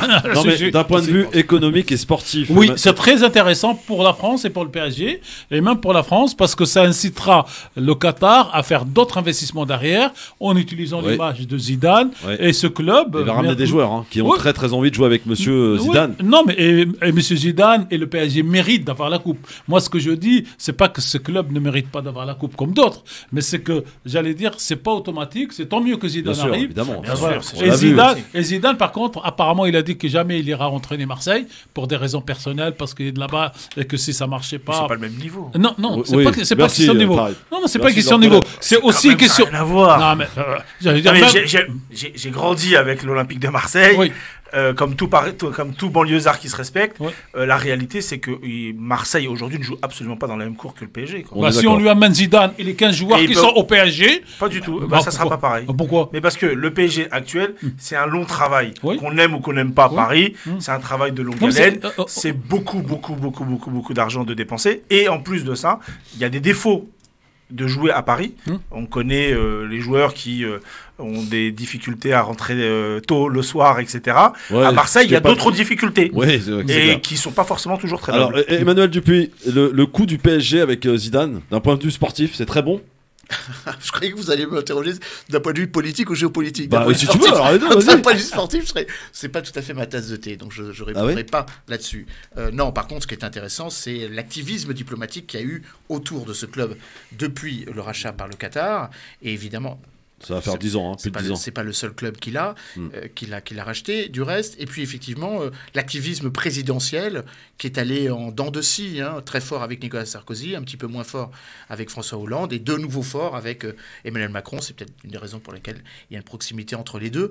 Moi, je crois, comme notre jeune ami, que c'est pas le rôle d'un président de s'immiscer dans la vie de l'activisme sportif, tant bien même ça pourrait faire du bien à notre pays. Ça va surtout faire du bien à Paris, accessoirement, et pas forcément du bien à l'ensemble de nos concitoyens. Bon, il faut se féliciter que c'est lieu. Moi, je préférais que la France gagne la Coupe du Monde tout court. Ouais. Et c'est comme ça que l'on aura un sentiment de joie, comme on a pu le connaître en 98 ou en 2018. En 2018. C'est vrai, on oublie un peu 2018, c'est remarqué. Mais c'est important. Vous remarquerez l'habileté quand même du président de la République qui s'annonçant comme étant un grand soutien, un grand défenseur de l'Olympique de Marseille, vient pour le coup jouer le et en même temps, donc il aide le PSG à avoir Zinedine Zidane et Mbappé.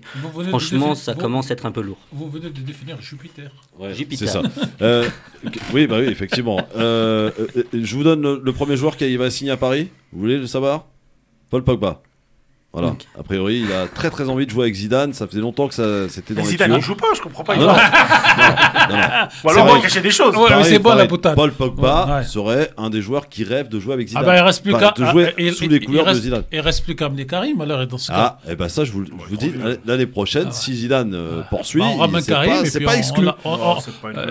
Et on vide le Real et on fait du PSG un Real français. Si l'idée c'est de refaire venir des gens qui sont en fin de carrière, c'est un peu l'erreur qu'a fait Paris. Exactement. Avec Messi, avec avec tout le respect que j'ai pour ce grand monsieur du football qui est Karim Benzema. Je pense qu'il y a d'autres joueurs qui sont dans des bonnes perspectives non pas pour une saison, mais pour plusieurs saisons. La force du Real, c'est quoi? La force du Real ou des grandes équipes, c'est la continuité. C'est la continuité, c'est un socle très solide.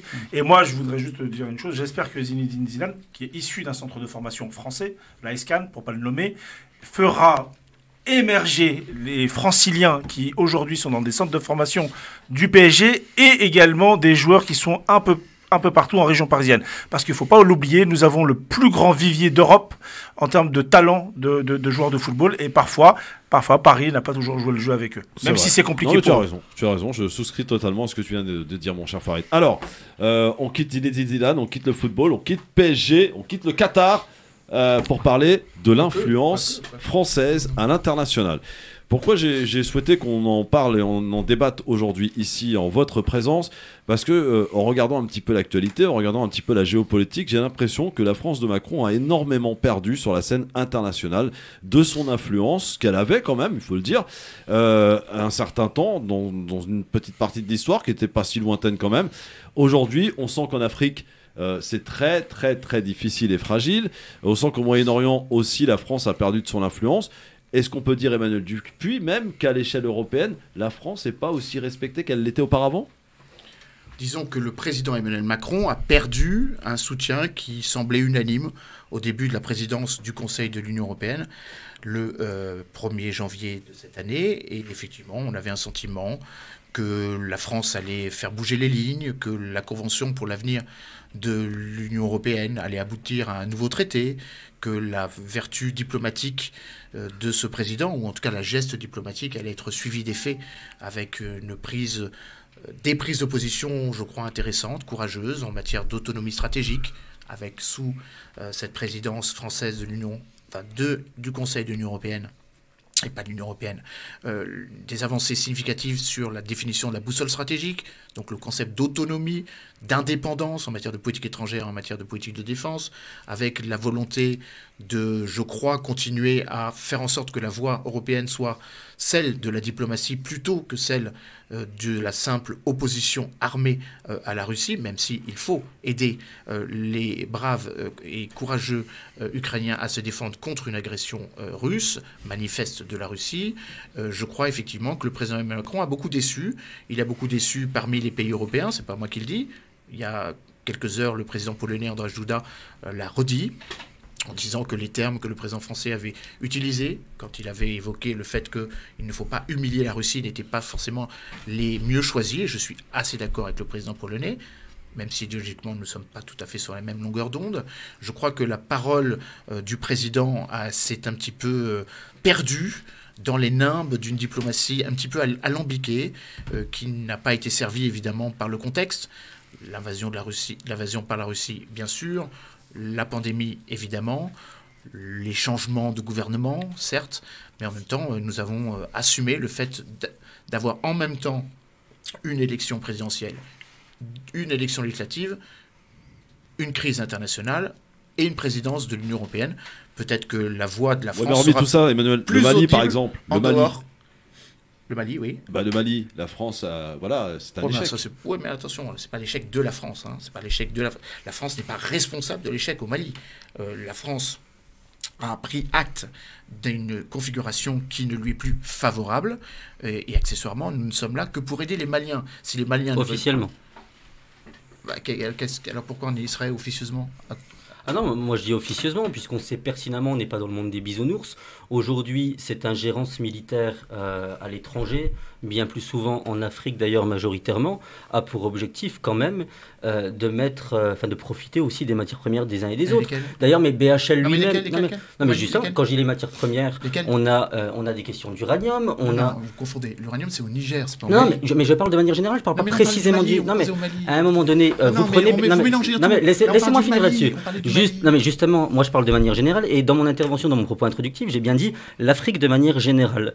Donc simplement, moi ce que je dis, c'est que Bernard-Henri Lévy lui-même, lorsqu'il y a une intervention militaire, nous a précisé qu'il conseillait les différents présidents de la République, à l'époque c'était Nicolas Sarkozy, sur le fait qu'il fallait faire payer les pays d'Afrique en matière première, et donc que les Français y trouveraient leur compte. Dire l'inverse, pour moi, c'est pas honnête. On sait très bien que l'Afrique a cette réputation de pompe Afrique, c'est un fait. Alors, je reviens à la question qui m'a été posée, car c'est mon habitude, sur la Mali. question du Mali. Oui. Alors, le Mali, nous y sommes allés, tout ça est très documenté, à la demande d'un pouvoir qui n'est plus en place, puisqu'il y a eu la fin de la transition, puis la fin du pouvoir légitime avec le président Ibeka, qui a été déposé par les militaires en août 2020. Nous y sommes allés pour éviter que le pays ne soit obéré dans sa souveraineté par des groupes armés. Sous François Hollande et sous le président Diankondé Traoré. Donc, nous sommes en janvier 2013. Alors, forcément, la configuration de janvier 2013 n'est pas la configuration d'aujourd'hui. Ça, c'est le premier élément. Deuxièmement, les groupes armés auxquels nous faisions face étaient des groupes armés sécessionnistes, d'une part, et des groupes armés terroristes, d'autre part, qui étaient majoritairement actifs au Mali. Force est de constater qu'ils sont majoritairement actifs un petit peu partout, et entre autres au Mali, peut-être même de moins en moins au Mali et de plus en plus au Burkina Faso, au Niger et dans l'ensemble donc de la partie centrale de la bande sahélo-sahélienne. De manière générale, Emmanuel, donc, pour répondre à votre question, la France n'est pas chassée du Mali. La France se retrouve être dans une situation où la configuration qui était la condition de son intervention militaire en 2013 n'est plus la même. Les groupes armés terroristes ont migré, ils se sont diversifiés. Il y a d'un côté l'État islamique dans le Grand Sahara, de l'autre côté le groupe de soutien à l'islam et aux musulmans lié à Al-Qaïda. Parfois ils se font la guerre entre eux, parfois ils s'opposent au gouvernement malien, parfois ils s'opposent et donc mènent des actions contre la MINUSMA ou les forces françaises et européennes. Donc la question n'est pas la France comme seul responsable. Il se trouve que la France est le pays qui s'est impliqué le plus militairement pour essayer de stabiliser une région qui est pour l'instant non stabilisée depuis que les Français sont en train de quitter le Mali. C'est le rapport de l'ONU qui le précise il y a de cela une semaine. L'augmentation du nombre d'attaques est de 357%. Donc même sans les Français, même si quand les Français sont partis, la violence continue. Donc on ne peut pas dire que c'est la faute des Français. Oui, mais d'accord, c'est pas ça ma question en fait. Si d'un point de vue général et global en Afrique, où la France était quand même bien installée, avait ses intérêts, une certaine influence aussi, est-ce qu'aujourd'hui, elle n'a pas perdu cette influence aujourd'hui avec l'arrivée quand même d'une concurrence assez féroce? Alors ça, c'est une autre question. Alors déjà, à ça, il faut quand même essayer toujours de comparer ce qui est comparable. La balance commerciale française sur le continent africain, elle est quand même assez lilliputienne. C'est 52 milliards d'euros. La balance commerciale américaine, c'est 70 milliards. Donc déjà, arrêtons de comparer la France dans ce qu'elle ne peut plus faire. La balance commerciale de l'Inde, c'est à peu près 100 milliards, et la balance commerciale de la Chine, c'est 200-250 milliards. Voilà. Donc l'idée selon laquelle on devrait comparer la France et la Chine, non, ça ne tient pas la route. Nous n'avons plus les mêmes capacités d'action. Ça, c'est mon premier point. Ça ne veut pas dire qu'on ne pourrait pas les avoir de nouveau, mais c'est un choix politique qui n'a pas été fait depuis 20 ans. Deuxième élément, effectivement, la présence de la France est perçue comme étant associée à une détestation des pouvoirs en place. Mais ça, ce n'est pas la responsabilité de la France que maintenant, c'est la responsabilité de la France depuis 1960, depuis les indépendances.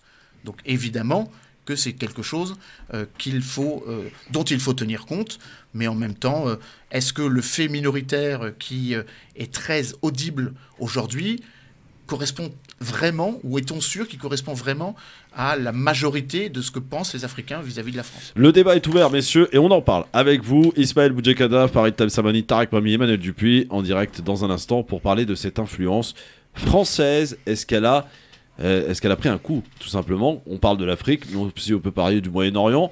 La France, j'ai l'impression que la France sous Macron ne pèse plus rien. Je vais le faire simple, voilà, on va la faire plus simple, et on essaye de répondre à cette question. Et peut-être que je me trompe, et vous allez être là peut-être pour me contredire. La question, on en parlera, je ne sais pas s'il y a une pause pub. S'il y a une pause pub. Oui, voilà. Mais c'est le lien entre Macron et le recul. Alors que le recul, comme il a été dit en deux mots, est là au moins depuis l'ère Sarkozy, et surtout qu'il n'y a pas eu de stratégie de rapport entre la France et l'Afrique lors des indépendances.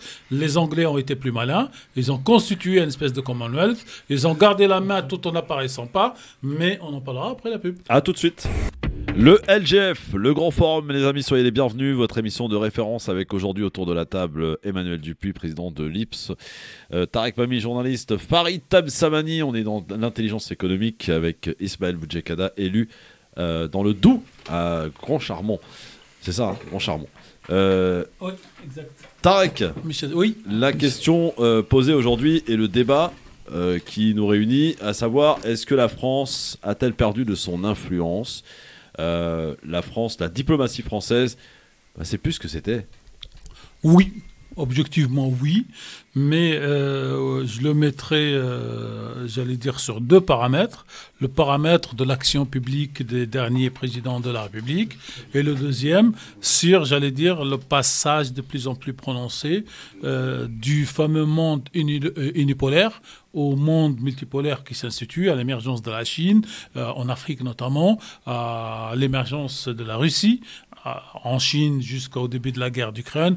D'ailleurs, moi, je suis toujours un peu bousculé par toutes les expressions qui sont mises sur l'Ukraine, et il faut aider le peuple ukrainien. Je suis pour aider tous les peuples qui sont sous colonisation. Et je trouve que dans notre pays, depuis le 24 février, il n'y a qu'un peuple qui souffre à travers le globe terrestre, c'est l'Ukraine. Quand je regarde tout ce qui est fait pour ce pays, et c'est pas pour, j'allais dire, attaquer les populations, mais pour attaquer les politiques, quel que soit le truc, je trouve que c'est énorme, parce que si on avait fait 1% en 70 ans pour le peuple palestinien, aujourd'hui, on ne serait pas dans cette situation-là. Si on avait fait 1% de ce qu'on a fait pour l'Ukraine ou Soudanais, peut-être qu'on n'aurait pas aujourd'hui deux Soudans, un Soudan du Nord et un Soudan du Sud. Si on avait fait la même chose dans plusieurs pays d'Amérique du Sud, ce serait la même chose. Et c'est un point qui me devient insupportable de supporter une partie et de ne pas supporter les autres. Et je ne dis pas qu'il ne faut pas supporter cette partie, pour qu'on soit clair. Pour revenir sur la politique française, internationale, aller en recul, il a même été proposé, je ne sais pas si c'est par le président Macron ou par le président Hollande à un certain moment, de partager le siège de l'ONU avec l'Allemagne. C'est dire les stupidités des propositions que nous pouvons produire dans ce pays. C'est pas une proposition française, hein. C'est une proposition allemande. Non, mais qui a été relayé par beaucoup de Français qui n'ont pas dit non, il n'en est pas question. Il y a quand même eu un tir groupé pour s'y opposer quand même. En tout cas, si on ne sentait pas la France faible, on ne ferait pas ce genre de proposition. Ça, c'est autre chose. Voilà, ça c'est la première. La deuxième, aujourd'hui, la France par exemple, avec l'Algérie, elle a un problème de mémoire qu'elle peut ou qu'elle aurait pu régler pour donc garder sa belle image dans ce pays. Elle fait beaucoup de... J'allais dire, on a eu par exemple un ministre des Affaires étrangères ou un ex-premier ministre, M. Fabius, qui n'a pas fait du bien pour l'image de la France et pour le travail de la France à l'étranger. Et donc, nous sommes sur une espèce de pente descendante, y compris avec M. Sarkozy, dont moi j'ai dit beaucoup de mal, parce que par exemple pour le traité de Maastricht, quand le peuple vote contre et que le président de la République repasse par l'Assemblée pour valider une perte Lisbonne. Maastricht, il a été validé. Maastricht, c'est en 92. Oui, Maastricht, c'était Chirac et il a perdu, c'est Chirac qui a perdu. Mais c'est en Lisbonne. En tout cas, quand on a l'impression de perdre, quand on perd des pans de souveraineté, moi j'ai assisté à une conférence entre journalistes et des représentants de l'Élysée. Et sur la guerre d'Ukraine, Emmanuel, je ne sais pas si je vous en ai parlé, et moi la question que je posais, aujourd'hui on nous dit que pratiquement 80% des stocks, des réserves des armes en Europe sont épuisés. Et les armes. Oui. Et qu'il faut reconstituer le stock. Oui. C'est vrai pour tous les... Oui, pour tout. Voilà. Et moi je pose la question dans ce brief ou débrief, et je dis, est-ce qu'on a le pourcentage des armes qui équipent les armées européennes en général? Et est-ce que dans la reconstitution des stocks, on va pouvoir au moins garder ce pourcentage, s'il existe, hein, voire l'augmenter? Et on me répond, vous avez posé une très bonne question. Oui, sans apporter la réponse. Ouais. Alors, donc c'est ça qui me gêne un petit peu, c'est qu'on a l'impression... Je sais pas, depuis quand on n'a plus le plan, parce que des temps de Gaulle et tout ça, on avait le plan quinquennal sur plusieurs secteurs. Quinquennal, non, j'allais dire sur plusieurs décennies. Il existe, il me semble qu'on a un haut commissaire au plan qui s'appelle Monsieur François Bayrou. Voilà, et on n'a plus ces plans pour dire qu'est-ce qu'on va faire. Et donc c'est peut-être aussi cette absence. Oui, on a perdu beaucoup. Ouais. Ce que j'espère, c'est qu'à un certain moment, un président, une majorité se redresse pour dire qu'est-ce qu'on fait. Là, je rentre de Romain, je vais en parler tout à l'heure. Dans ces pays-là, dans cette région, vous avez l'Arabie Saoudite qui a un plan qui s'appelle 2030 et vous avez Romain qui a un plan qui s'appelle 2040. Donc, il y a une espèce de projection dans l'avenir et comment il faut y aller. Aujourd'hui, on a l'impression qu'on marche au jour le jour. Farid Tabsamani, la France a-t-elle perdu de son influence à l'échelle internationale ? La France, par définition, si on compare par rapport à la sortie de la Seconde Guerre mondiale ou peut-être même avant, c'est sûr qu'il y a une perte d'influence. Après, je pense qu'il y a beaucoup de fantasmes. Il me semble qu'elle a toujours un siège au Conseil de sécurité de l'ONU, qu'il n'y a pas beaucoup de pays qui en ont, il me semble qu'ils sont 5. Il me semble qu'elle est toujours, même si c'est en diminution probable dans les semaines ou dans les mois à venir, qu'elle est quand même le deuxième réseau diplomatique mondial. Il me semble qu'elle est toujours sur les 5 continents, etc., etc. Oui, mais sans recul, Farid. Non, mais en fait, il y a recul par rapport à quoi? Par rapport à 1945, bien sûr. Il y a des pays qui, en 1945, n'existaient absolument pas sur la carte diplomatique. Donc, je pense qu'à un moment donné, il faut raison garder. Il y a clairement, je pense, selon moi, un affaiblissement volontaire ou non, en tout cas, de la France dans certaines régions. Ça, c'est clair. Maintenant, une perte d'influence dans certaines régions, c'est une évidence. Mais dire que la France n'existe plus ou quoi que ce soit, c'est à mon avis un peu gros. Ça ne veut pas dire. Le mot c'est recul, c'est pas elle disparaît, c'est recul. Oui, parce que par exemple le coup des sous-marins australiens, je ne sais pas si l'Australie et les États-Unis l'auraient fait sous Chirac ont fait pire que ça ou sur Mitterrand, en tout cas comme ça. Bon. Là, ce que vous citez, et là, effectivement, on peut en débattre, c'est l'action d'un président de la République, en l'occurrence Emmanuel Macron, sur la politique internationale de la France.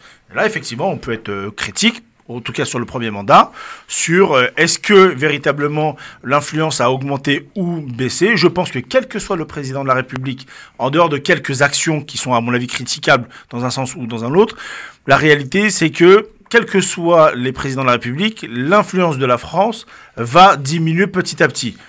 Pour différentes raisons. Vous citez un certain nombre de pays, la Chine par exemple, qui, il y a encore 50 ans, la Chine n'était plus sur, pourtant, énorme puissance militaire, enfin pas militaire, économique notamment, et physique à l'échelle de la planète. Il y a 50 ans, son rôle était beaucoup plus faible. Donc, mais pour l'instant, je pense que la France, pour le petit pays qu'elle est, que nous sommes, parce qu'il ne faut pas oublier que nous sommes un tout petit pays, 67 millions d'habitants. Oui. Je pense qu'il n'y a pas beaucoup de pays sur la planète de 67 millions d'habitants et de taille aussi petite qui ont une influence et une position aussi importante que la France. C'est parce que nous avons beaucoup d'océans, beaucoup de surface. Il y a l'histoire aussi. Côté. Oui, c'est important. Alors Ismaël Boujakada sur l'influence de la France. Oui, bien sûr. Alors moi, ce que je dirais en introduction, c'est déjà que à vouloir se présenter, et là je parle de manière générale, comme expert de tout, on en devient expert de rien du tout. Moi, je ne suis pas expert en la matière, simplement ce que je regarde, et ce que regarde surtout, je pense aussi, un grand nombre de nos concitoyens, c'est que Emmanuel Macron a fait beaucoup de mal. On a eu, il y a de ça 2 jours, un mouvement de grève historique du corps diplomatique, puisqu'Emmanuel Macron, dans sa volonté de réformer le pays, décide de toucher cette fois-ci au corps diplomatique. D'accord ? Et d'ailleurs, je tiens à saluer l'excellente intervention. Vous êtes contre ? Alors, ça dépend, parce qu'il nous met quoi derrière ? Aujourd'hui, il est en train de nous expliquer qu'il veut, et c'est Madame Colonna qui l'explique, qu'il voudrait une espèce de diplomatie plus moderne. En quel sens ? On attend de voir. Je pense que si les diplomates, aussi sages qu'ils sont, font un mouvement de grève aussi massif, c'est peut-être qu'il y a des points à revoir. Moi, je ne suis pas expert en la matière et j'ai aucun problème à le dire. Mais après, ce que je dirais simplement, c'est qu'à un moment donné, Emmanuel Macron, dans son action, a fait énormément de mal. On pense par exemple à sa volonté d'imposer ici et là dans le monde notre conception de la liberté d'expression. On se rappelle du dossier notamment des caricatures et du mal que ça a fait au pays avec des drapeaux qui ont brûlé partout dans le monde, et principalement en Afrique, au Moyen-Orient, etc.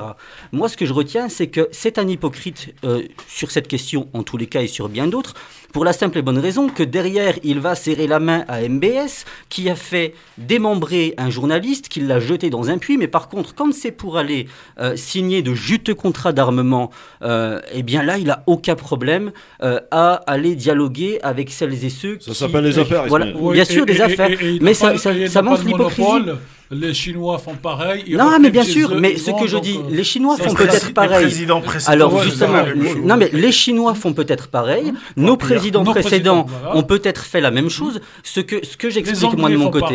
Et les prochains présidents feront la même chose. Oh, quoique ça peut changer si le peuple commence à se réveiller. Moi, ce que je dirais simplement, c'est qu'à un moment donné, cette hypocrisie, on en a ras-le-bol. Et puis à un moment donné, ok, ce sont les affaires. Il y a aussi une question d'éthique et de morale qu'on met systématiquement, de côté dans ce milieu politique. Et moi, ça, et je pense que beaucoup le reconnaîtront, ça commence à nous gonfler. On pense aussi, là plus récemment, au dossier ukrainien et russe. Quand on nous impose quelque part une espèce de dictature de la pensée unique, où celles et ceux qui ne seraient pas 100% ukrainiens, quand je dis ukrainiens, pas en faveur du peuple ukrainien, qu'on soit d'accord, mais 100% avec l'exécutif ukrainien, eh bien seraient des grands malades qui seraient de grands amis de Poutine. La réalité, c'est qu'effectivement, moi, ça me donne envie de vomir quand je vois qu'en France, on donne la parole à des groupuscules néo-nazis comme Azov. C'est juste scandaleux. BFM TV récemment. Exactement. Et sur BFM TV, le 8 mai, la date à laquelle on a fait tomber en 1945 le régime nazi. Et en même temps, on nous montre sur BFM ces néo-nazis parce qu'ils seraient devenus du jour au lendemain des héros du peuple. Il faut arrêter de nous prendre pour des imbéciles. Et je pense que beaucoup, d'ailleurs, on disait la Chine fait pareil. Moi, la Chine m'a jamais rien imposé. La spécificité de la France, c'est qu'en tant que patrie garante des droits de l'homme, elle s'est donné un statut... Non, mais justement, elle s'est donné un statut qui, tout simplement, lui fait donner un certain nombre de leçons à beaucoup de pays. Quand il y a un petit... il y a un adage qui dit quand on veut monter au cocotier, il faut s'assurer d'avoir le derrière propre. Et en la matière, il me semble que la France ferait bien de faire le tri dans ses archives avant d'aller donner des leçons sur la scène internationale. Oui, très tranché. Juste pour être plus précis, puisque j'ai été ce soir-là sur BFM, quand les 2 femmes de 2 représentants d'Azov. Moi, c'était un homme. Alors, bon, pas la même chose, alors. Oui, entre autres. Mais c'est vrai que ça a fait polémique, Emmanuel. On ne parle pas de la même chose, mais en même temps, elles étaient là pour défendre l'idéologie d'Azov, pour défendre leur mari, qui était donc sous les bombes donc des forces armées russes. Pour revenir un petit peu sur le propos de la diplomatie française. Premièrement, il faut s'entendre sur ce qu'on entend. Enfin, s'accorder, ce qu'on entend sur la diplomatie. La diplomatie, c'est pas juste le ministère des Affaires étrangères. La diplomatie, c'est l'influence française, l'image qu'on se fait de la France. Ça peut passer par l'économie, ça peut passer par la perception que l'on se fait encore de l'attrait de notre langue, ça fait passer aussi par la capacité d'attraction des investissements directs étrangers sur notre territoire et le fait qu'il y a encore 350 000 étudiants qui viennent étudier chaque année en France. C'est aussi ça, la diplomatie de la France ou la manière dont notre image est soit préservée, soit écornée. Il y a un élément déstructurant qu'on n'a pas évoqué. Et là-dessus, Emmanuel Macron est lui-même peut-être la victime de cela et peut-être en même temps celui qui l'a accéléré. C'est ce qu'on appelle l'ubérisation, c'est la libéralisation du monde, c'est le fait qu'il y ait de plus en plus des acteurs non étatiques qui pèsent et qui mettent la pression sur la capacité régalienne de l'État à administrer les choses en matière donc de politique publique sur notre territoire et en matière de politique publique en dehors de notre territoire. Et ça, c'est vrai que c'est un défi auquel font face tous les présidents. Pour répondre à la question de la réforme du ministère des Affaires étrangères, je serais d'emblée plutôt enclin à les soutenir. Maintenant, ça ressemble quand même un peu à du corporatisme, parce que rien ne changera. Je peux vous le dire, c'est moi qui fais les sujets pour les cadres d'Orient. Pour ceux qui vont rentrer au ministère des Affaires étrangères, je peux vous dire que rien ne changera. Ce seront les mêmes. Ce sera la même filière. Ils accéderont avec le même nombre d'années au poste à responsabilité. La seule chose qui est impactée dans cette réforme, c'est le fait d'avoir des profils non diplomatiques, qui ne viennent pas seulement du corps diplomatique, des intellectuels, des écrivains, des universitaires, des sociétés civiles, et accessoirement, si vous regardez partout dans le monde, c'est comme ça que ça se passe partout dans le monde. Exactement. Donc cette spécificité française est peut-être quelque chose que d'aucuns défendent par nostalgie, mais qui me semble pas tout à fait être efficient en parlant de manière économique. Encore une fois, je ne veux pas rentrer dans ce débat.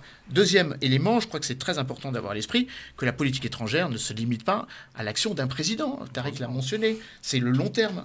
Un quinquennat ne résume pas la politique étrangère d'un pays. Notre politique arabe, qui est certes détricotée, qui fut forte il y a 20 ou 30 ans, mais qui fut forte il y a 20 ou 30 ans. À l'époque de Jacques Chirac, évidemment, qui l'a relancé, ou même à l'époque de Valéry Giscard d'Estaing, en 1980, conférence de Venise, la première fois où nous disons le droit au peuple palestinien à disposer d'un État. Ouais. Ça, ce sont des images fortes, structurantes. À la Knesset. Et Mitterrand à la Knesset, ou d'une certaine façon Mitterrand à la Baule, qui a posé les bases d'une conditionnalité et donc d'une gouvernance qui, certes, n'a pas été garantie par la suite, mais qui, en même temps, était un bel acte politique. Donc, je résumais mon propos en 2 ou 3 phrases. Premièrement, il faut savoir regarder sur le temps long, et l'image de la France n'est pas si écornée que ça si on regarde les 20 dernières années. Premièrement, parce que nous sommes encore membre du Conseil de sécurité. Alors, on aurait pu ne pas l'être. Garde la suite. Non, juste une phrase. Non, mais j'ai la pub là. J'ai la pub, mais ça, je peux pas. J'allais dire qu'on est encore membre du G7. Ah bah, oui, très bien. Ok, c'est fait. Voilà, membre du G7. Tu vois, c'est rapide. Encore membre du G7. Encore. Allez, dans un instant, on poursuit rapidement, on conclut sur ce sujet. Et j'aimerais juste vous entendre aussi sur la polémique de la semaine, évidemment, sur les propos de Jean-Luc Mélenchon, qui ont fait énormément bondir sur la police, évidemment. À tout de suite.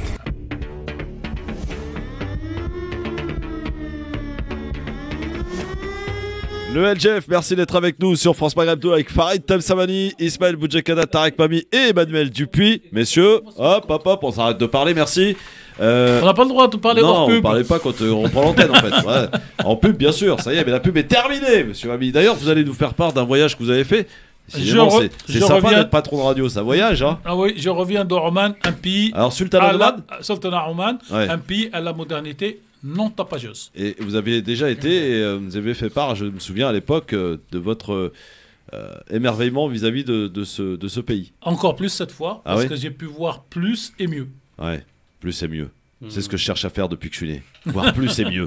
Alors messieurs, juste un petit tour, parce qu'il ne nous reste pas beaucoup de temps, sur ce qui a été la polémique de la semaine. D'ailleurs, vous avez remarqué, l'Ukraine, ça a disparu un peu des écrans d'actualité. Comme là. le Covid. Pas tellement. Quand même.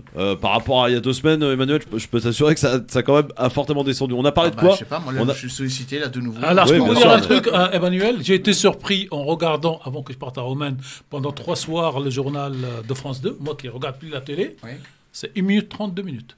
Ah, France 2, oui. Non, oui, mais alors qu'au début. Mais sur les chaînes en continu. Non, mais ça, on en parle en continu. Non, mais ça, c'est pour alimenter. Mais au début, donc 24 février et tout ça, il y avait plutôt 20 minutes sur France 2. Ça, c'est le 20h de France 2. Voilà. Bon, alors tout ça pour dire quoi? C'est que ça fait référence à un triste événement qui s'est produit le week-end dernier, où il y a eu effectivement un refus d'obtempérer de la part d'un monsieur qui a refusé donc de se soumettre à un contrôle de police.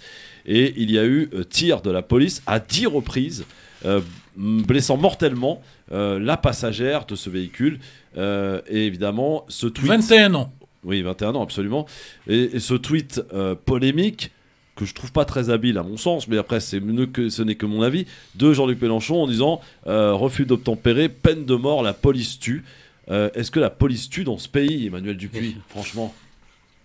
Je ne l'aurais pas formulé comme ça, honnêtement. Oui. Je trouve que c'est très maladroit, bien sûr.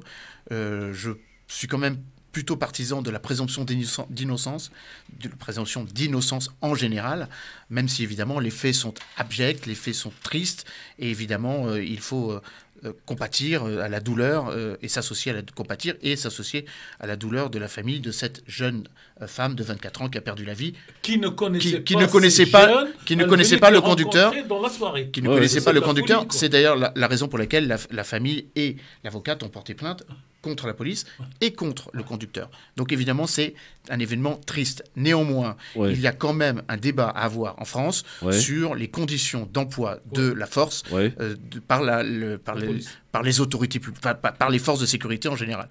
Police nationale, police municipale. Il faut réformer l'institution ? Je ne dis pas qu'il faut, je suis pas certain qu'il faille le dire comme ça. En tout cas, il faut vraiment que les choses soient clairement dites. C'est vrai que durant les 4 derniers mois, un certain nombre d'interpellations ont posé problème. Je ne mets évidemment pas sous silence ce qui est passé au Stade de France. Et le fait de mettre tout cela sous la moquette en disant ça va passer, personne va s'en rendre compte, est vraiment un peu scandaleux, ce qui évidemment crée un climat anxiogène. Je ne dis pas qu'il justifie le tweet de Jean-Luc Mélenchon, mais qui évidemment est un climat maladroit, mais mais il y a un mais. Bon, comme je trouve maladroit le fait que le président Emmanuel Macron ait utilisé le mot d'humiliation à l'égard de la Russie. Voilà. Ismaël, il y a un problème avec la police en ce pays ? Non, mais à un moment donné, on va être très clair, parce que c'est vrai que ça fait d'année en année, je dirais même depuis 2005 avec Zied et Bouna, l'affaire qui a quand même mis nos quartiers à feu et à sang, il y a quand même beaucoup de belles paroles. Oui, il faut compatir, oui, il faut débattre, mais à un moment donné, il faut aussi combattre ces bavures. Il faut quand même nommer les choses comme elles sont. Et effectivement, j'ai aucun problème à dire. Je ne pense pas que c'était de la part de Mélenchon un dérapage comme on a pu l'entendre. C'était totalement contrôlé. Ah bah il a signé. Voilà. À un moment donné, on a quand même dans ce pays des enfants de la République qui sont assassinés. Oui, il y a chez nos forces de l'ordre des gens qui sont des assassins de fait, d'un point de vue pénal. Donc maintenant, utiliser des belles phrases, des beaux emballages pour essayer quelque part de relativiser, non, on relativise pas, parce que s'associer aux douleurs des uns et des autres, il faut s'associer, il n'y a pas de problème. Mais à un moment donné, ces familles méritent mieux que ça. Je veux dire, ils ne retrouveront pas leurs proches, et je pense que c'est quand même la moindre des choses qu'on leur doit, d'arrêter de prendre des pincettes quand on est en train de parler à la fois de violence policière, mais aussi de meurtre policier. C'est une expression que je me permets, parce qu'il s'agit de meurtre. On a un gamin de 20 ans, agent des forces de l'ordre, qui assassine un véhicule, qui n'était pas à ce moment-là ce qu'on appelle une arme par destination, puisqu'il était sur le côté et qu'il ne risquait rien. Donc effectivement, c'est délibéré, et il faut faire comprendre à ces agents qui sont extrêmement minoritaires, parce que je vais quand même nuancer en précisant qu'une immense majorité de nos agents des forces de l'ordre, avant on appelait ça gardiens de la paix, c'est devenu les forces de l'ordre aujourd'hui, on entend de moins en moins gardiens de la paix. Ces gens-là se sont engagés par vocation, pas pour aller assassiner, pas pour aller taper des blacks et des rebeux dans des quartiers populaires, ils sont là, c'est 80% de social cette profession. Mais vous avez une extrême minorité qui fout la merde, excusez-moi l'expression, et qui effectivement se permet un petit peu tout tel des cow-boys. Eh bien non, on est dans un état de droit, et la moindre des choses, c'est de nommer les choses telles qu'elles sont et d'avoir des sanctions qui sont exemplaires. Et pourquoi pas, puisque c'était le débat fut un temps avec la droite républicaine, les peines planchées aussi, pour savoir que quand on utilise son arme, quand il n'y a pas lieu de l'utiliser, eh bien, vous allez derrière les barreaux. C'est aussi simple que ça. Ouais. Tarek et Farid, juste à l'instant, je me débarrasse de la pub et j'attends vos réactions. Très intéressantes. C'est un débat qui est très ouvert et qui, dans les débats, en tout cas, est débattu de manière, là encore une fois, on est dans la pensée unique. C'est-à-dire que si on ose se poser des questions et on ose remettre en question certains policiers qui font ce métier et qui le salissent d'ailleurs, pour quelques-uns d'entre eux, on a l'impression qu'on est des anti-police, qu'on est des anti-républicains, et ça devient très gênant en fait, le fait aujourd'hui qu'on ne puisse plus débattre, qu'on ne puisse plus entendre un autre son de cloche que la pensée unique, la pensée des médias mainstream, et voilà, on est un peu vilipendé dès lors qu'on a un petit peu une approche différente, j'ai envie de dire, des choses. À tout de suite. Le LGF, le grand forum. Alors, avant de partir à Oman, au Sultanat d'Oman, que on m'a vivement conseillé, et vous-même, Tarek, m'avez conseillé d'y aller. J'irai un jour parce que c'est magnifique. Ouais. Juste votre avis, Farid, non, Tarek d'abord. Non, Farid, allez-y, Farid. Bon, alors Farid, comme ça. Farid, sur le tweet de Mélenchon, sur la polémique qui en découle. Rapidement, mon Farid. Bon, Mélenchon est en campagne électorale. Il cherchait à être Premier ministre. Là, en un tweet, il s'est disqualifié définitivement. Ou pas. Même si. Ou pas. Nous le verrons dimanche. Non, mais c'est je peux vous le garantir. On peut prendre les paris que vous voulez. Il est disqualifié parce que. Mais bien sûr. Oui, il clive ceux qui pensent pouvoir voter pour lui et qui voteront plus. Moi, je pense que c'est un sujet sérieux et que le tweet de ce monsieur-là n'est pas digne de quelqu'un qui veut être Premier ministre, tout simplement. Ça, c'est une appréciation morale pour une décision. Parce qu'on a eu l'habitude d'avoir des lâches. Alors, sûrement.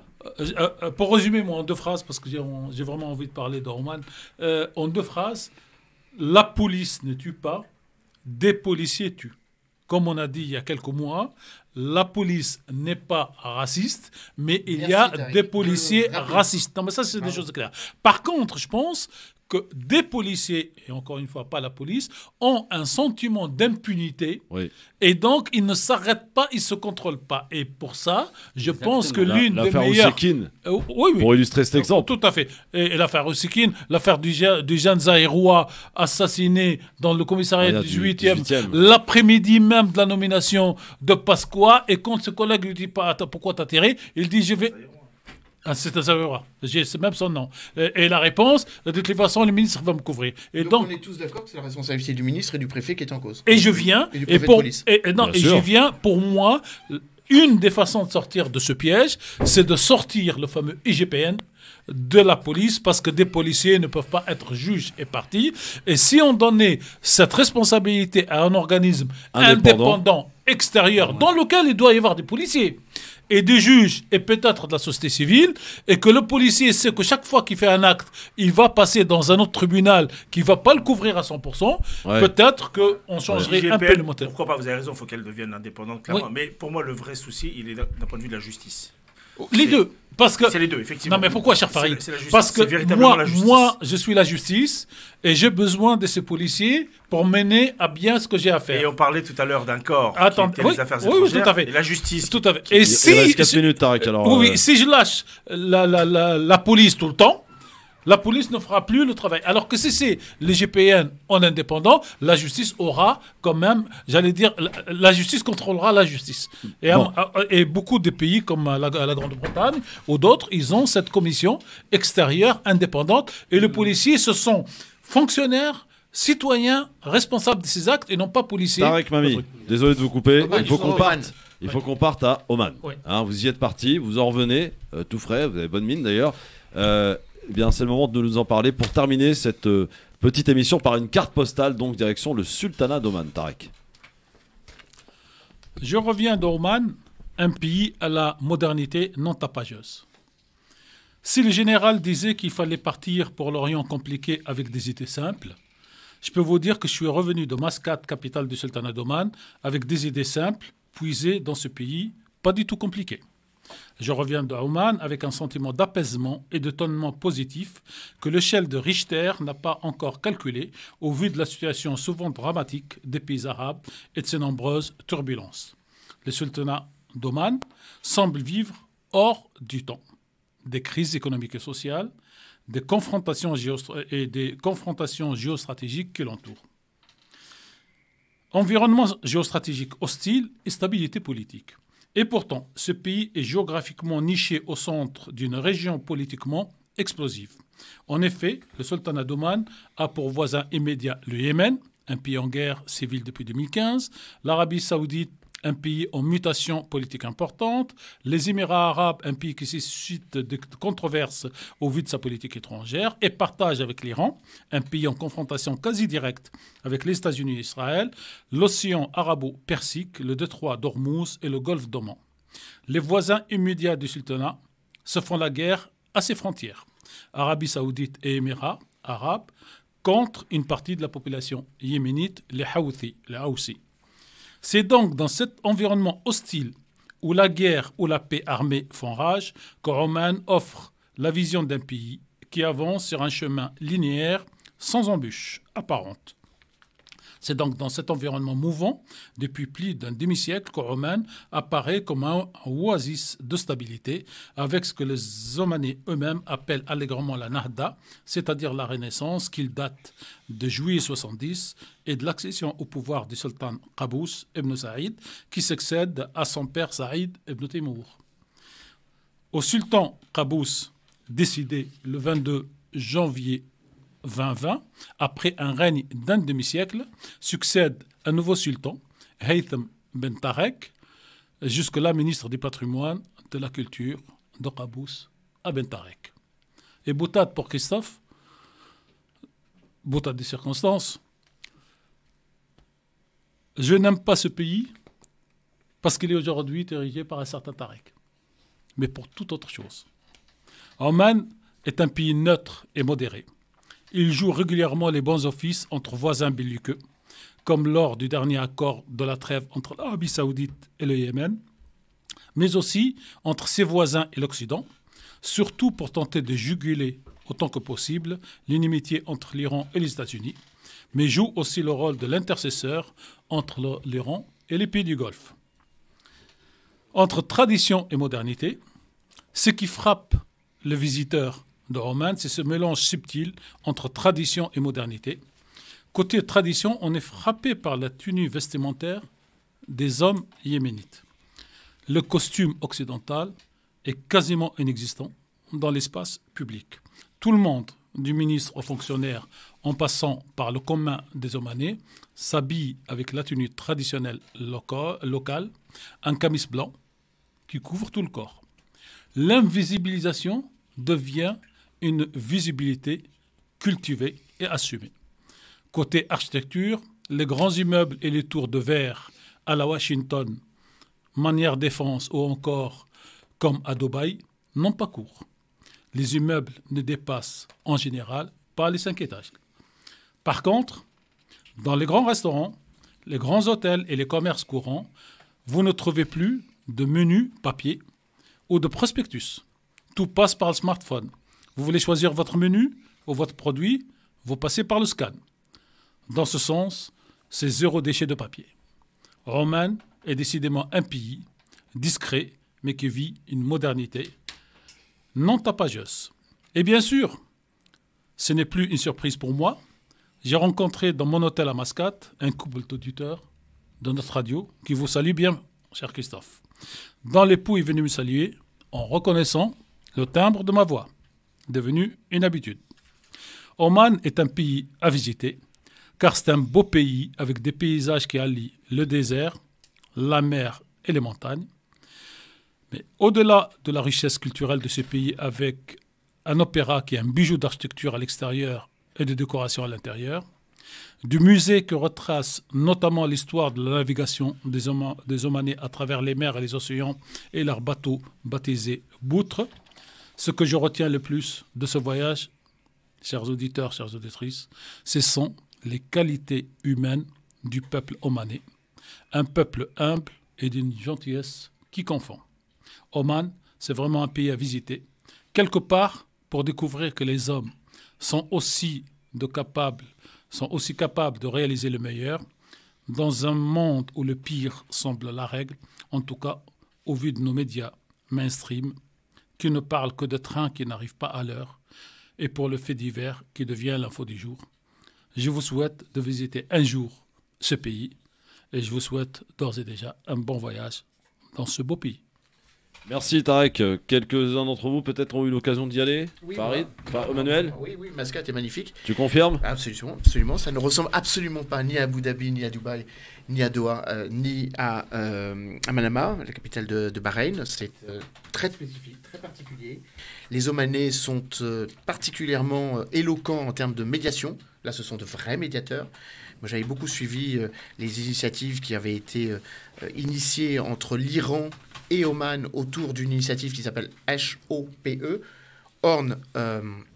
Hormuz Peace Endeavor, dont le but était évidemment de déconflicter les relations entre ces deux voisins par la mer, puisqu'ils ont Ils partagent la les trois protection. mers. La protection, en fait, c'est eux qui assurent donc au nord et au sud du golfe Persique, l'entrée et la sortie des bateaux qui extrait quasiment 75% des hydrocarbures consommés dans le monde. Donc effectivement, c'est un rôle très important de facilitateur, de médiateur. Donc effectivement, c'est très beau, c'est très riche, les Omanais sont très attirants, mais surtout pour ceux qui s'intéressent aux relations internationales, c'est un exemple assez unique dans la péninsule arabique de pays neutres. Le seul. Bon, eh ben on ira avec Farid et Ismaël le visiter alors. Voilà, je vous propose ça. Merci à tous les quatre d'être venus aujourd'hui en direct sur France Maghreb 2. Passez un excellent week-end évidemment. Et n'oubliez pas d'aller voter ce dimanche, premier tour des législatives. Salut à tous et rendez-vous lundi en direct. Ciao.